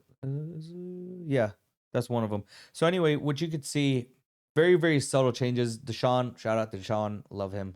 He's a great dude. Wayne speaks very highly of him. He's the best, bro. He's very low key, super humble, very phenomenal, very athlete. well spoken, super talented, devoted to the craft. I mean, he loves this thing, and one of the things that he wanted to do was he wanted to personalize this car, and really showcase his taste, his thing. So that's one of the videos. That's the video that we did for him, for Deshaun. So he had this thing in his mind. He was like, I need this thing to look like a UFO. Like I want it to look like a capsule. The whole top, the car's a spider. So he had one of the earliest spider deliveries. It's Napier green. My dumbass didn't even realize that they came in spiders. Yeah, so this particular one's a spider. It was an early one, like I said. Napier green, very very very hard color to get, by the way. Sick. So slime green. So Wayne actually sourced this car for him. He was able to shout out Wayne. Yeah, man. Wayne seems to get a shout out every episode somehow. Bro, this guy. Oh, I love Wayne, man. So Wayne was able to source this car. Literally sold out in the whole fucking country. They're going over sticker. They're going through the roof. What we ended up doing was we blacked out all of the components in that car with paint. So you had to color match that weird ass green. No, the black. So gotcha. These cars come MSO gray on all the components around the car. The window trims, the part next to the quarter panel, the vents, the rear vents, the intakes, the side vents, and the lip kit, everything on that car comes MSO gray. You don't get the option to go piano black except if you go MSO through the 765. So that's we had SVJ, it's not the car. We had no. That's a Lamborghini. Yeah, that's a SVJ. We had Is it on your website, the 720? Like with it, one gallery? it might be that video. We probably have to just post the pictures. I don't know if we We'll posted pictures them or afterwards. not. Yeah. But anyway, what we ended Did up he doing do the is, design or you did it? so him and I were going back and forth on FaceTime. Jilly and I, Jilly, his girl, we're kind of going through the entire car, what we wanted to make black, what we were gonna keep green. Just making decisions together. That's Yeah. fucking dope. Yeah. That's the dream So we process, walked through man. the That's whole fucking thing. awesome. We have some guy who's willing to write the check. He's got that. He has an imagination and he trusts you to bring it to life. That's fucking dope. We had that car in a million fucking pieces, bro. We had the car completely taken apart. We put it all back together, color matched the brakes, did the full paint protection, did a performance tune on there. And you did the interior. We did full interior, green with the black Johnny, scroll Alcantara and down the so you green can find a leather. picture of the interior of that car because the seats they matched that Green green. steering wheel, green Bro. airbag. We also did an audio system in there, full blown audio system in there. Man, it's another complaint about the McLaren. Could definitely, and I have I think it's Bowers and Wilkins. Yeah. It's still Stock. not really hitting. I mean, coming from the Rolls. The Rolls had the most best. ridiculous sound system, Yeah. so crystal clear. Yeah. Yeah, that's like the biggest thing I miss from that car. But you get a lot of sound deadening in that car, so you're able to hear everything. So In the Rolls. Yeah, because you're in basically a fucking vocal booth. correct. You So, can't even hear the road. yeah, in Deshaun's 720, we had the interior out. We custom made adapters to fit his door panels to have everything fit behind the scenes. So you had no type of clue that we had upgraded the entire audio system. Wow. So we swapped out all the speakers in the car. We had three. Well, I guess you're redoing the interior anyway, so Yeah, so we have six speakers in there. You could do over 100 miles an hour in that thing with the windows down, and the sound is crisp. Wow. Insane. So it's a full a Morel system, Morel Elite system. I mean, just unbelievable sound system. If it's that far back, you probably already passed it. So probably not in there. I mean, to Yeah. say. The car is fucking phenomenal. Yeah, And then and we did the wheels too. It has 20 and 21-inch forged wheels on it from Vossen. But change the tires. I mean, the thing is fucking fantastic. yeah, And he dailies that thing. Bro, I'm sure it's not his only car. no, he has a few. Yeah, so, that car. I mean, you knocked that one out of the fucking park. yeah, for that sure. thing came out dope. But then I also saw a car you did recently. Pretty much made the fucking news this week. Oh, with Cardi B. Yeah, so I saw this car pop up on, I don't know, my girl was showing me some fucking rap gossips Instagram page, and she's showing me the car, and I'm like, that thing looks fucking familiar. And it was a brand new SVJ 63 Aventador Lamborghini in this like matte brown almost color. And I was like, why the fuck does this look familiar? And then I saw everybody being like, shout out Abushi, this car, da da da. So I guess a car you designed. Did you make that specifically for him, or you'd already completely done it and then they contacted you? Are you allowed to talk about it? Does it matter? No, we can. Now we can. So now the car's already out. You can see it's one of the top ones right there. See that brown Lambo, Joe? Yeah. Yeah, that's called Bronzano. Bronzano. Yeah, so Bronzano is a specific paint code for this model. Does it for, have like for the Roadster? a fade to it? No, that's Just a just the picture? way that the picture is. But the car itself, it's a matte bronze gold color, high metallic gold. And what we did was we satined the entire car, satin PPF. The interior is just insane. Oh wait, so you full could do a white. satin clear coat on top and get that effect. Mhm. Wow. Yeah, and then we did all the pearl white lining, and then that's the only That's one. what makes it pop like that. Yeah. Those accents with that white you did. Yeah. That makes all the And difference. you'll in the see world. the It brings the lines out, The J in the SVJ is also in pearl white, and the seats are white. and then the seats are full white with the black and the red. Everything just comes together so beautifully, you know. Yeah, So look at that. So that's how Fucking you know damn. that's probably the most unique piece right there is the pearl white J, and that's how you always know it's that particular car. And I just so love that was the a debut SVJ car. squares. That was a debut color for the SVJ Roadster. And we just took it up a notch, and it has a full titanium exhaust system too So Cardi B bought this for Offset for his birthday, for his 29th birthday. Yeah, that's right. So a rare car that we took it up But another did she notch. design that, or you did that design yourself? No, so It was so we actually came up with it ourselves. And what ended up happening was 'Cause that was we in your showroom for a minute, right? yeah Not very long, but no, it was in my showroom for like maybe 2 weeks. yeah. Yeah. Was there in a rally? The car did go on the rally. I think So it was there when we went that time. We started at your place, went to the city. yeah, That's right. that's where I saw it. Mhm. Okay, yeah. I Because mean, he you don't came see in with many the of yellow those. truck, Uh-huh. and then they took the gold car out that day. Car is fucking Gorgeous unbelievable. color, gorgeous. And what she contacted, she saw it somehow. How'd that So happen? so we have a lot of mutual contacts between Cardi B, her sister, their manager, Cardi B's sister's girlfriend, and there's a lot of mutuals. Anyway, they seen the car, they liked it, reached out, we made the deal happen. Wow, We got it going. car came out fucking unreal. Yeah. What other bills have you done recently? Right now I'm doing a lot of stuff with some Cardinals players. We helped DeAndre Hopkins pick up a car for his sister. Doing some You stuff booked it with already? You're Isaiah still it's Simmons. still in. Well, that's already done. Doing a I'm just finishing up a Hellcat for Isaiah Simmons. Shout out Zay. Isaiah Simmons on the Cardinals. I'm working with Hassan Reddick also on the Cardinals and Byron Murphy. So all of these guys we're doing work with. So these guys are also building different cars we can't really talk about yet till we close these deals. Any projects of your own you got going on, like for your own personal cars? Every time I want to work on something, I customers' cars always come first, you know. So I have my E30 M3 in the shop right now. I have my E30. yeah. What year is that? E30 M3s are 92? 1986 to 1991. Okay. It's the cool body. The one that had the E36 is box 92. fenders. So the 92 and on was the E40, the E36. Yeah. Okay. So the E30 was the round lights, the four round lights. Gotcha. You know. So E30 pull up Joey, pull up E30 M3.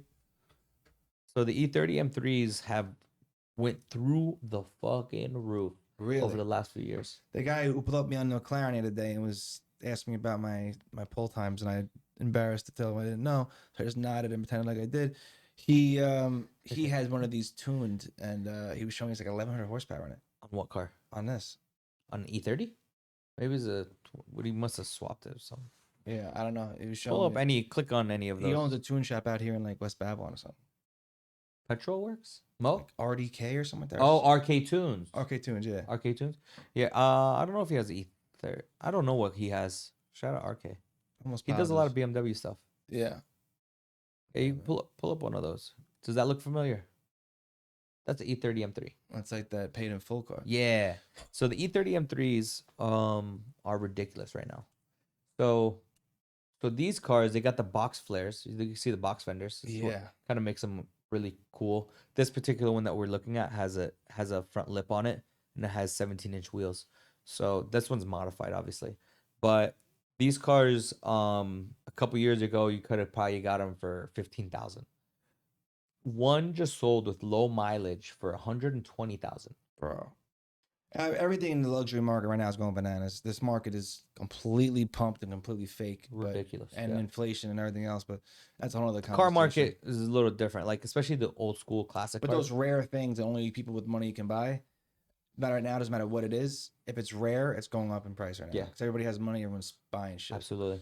So these E30 M3s are they're one of my favorites. I have 5 of these things. What I do with sneakers, this guy does with cars. I think right there is actually a perfect place to leave it. We had a fun ass conversation. I can sit here and talk for fucking 3 days straight about cars with you, because it's very rare that I have somebody that is on my level of car knowledge, and even rare that somebody fucking teaches me shit and says things that sound like Chinese to me when we're talking about cars. So this was fucking fun. Your story about how you actually, your business success before cars is mind-blowing to me. It's inspiring to me. I hope anybody that hears this is motivated like a motherfucker. We didn't get to the sticker price on it, but I'm sure whatever the sticker price was, he could have moved to an island and never be seen again. So now he's doing what he's passionate about. So that's really the goal, right? If you're working this game we call life, grind, make whatever you can to be able to do what you want to do, right? That's like the name of the game. And this guy at least seems so far he's got it figured out, and he nailed it. And how'd he do it? Hard work, fucking decade of just grinding ingenuity, and pulled it all together. And now he gets to fucking design cars for NFL players, rappers, his friends, and buy Porsches like they're Air Force Ones. So I hope everybody listening to this picked up a couple good tidbits about business. If you like cars, I'm sure you enjoyed it. If you don't like cars, you're probably not listening this far anyway, so it doesn't matter. But yo, Rosco, appreciate you coming on, man. It was Thank you, fun. man. We'll do this again for Appreciate sure. you, brother. And I gotta bring we gotta do a project car soon or something. I'm down. I'm with it, man. Whatever you guys need, let me know. Follow me on IG. Rosco is my personal. Abushi is my shop. We'll put the tags down below so you can follow him and see what he's up to, see what he's doing, see his projects. If you want any work done by him, obviously you can stop in. His place in Maspeth, Queens. All the links will be attached. Thank you very much again, tuning into the Fresh Perspective, and we'll see you guys again soon. Thanks. Oh, man. Thank Awesome, you. brother. Dope. I don't know what you expected, but that was good. No, it's good. It's fucking awesome.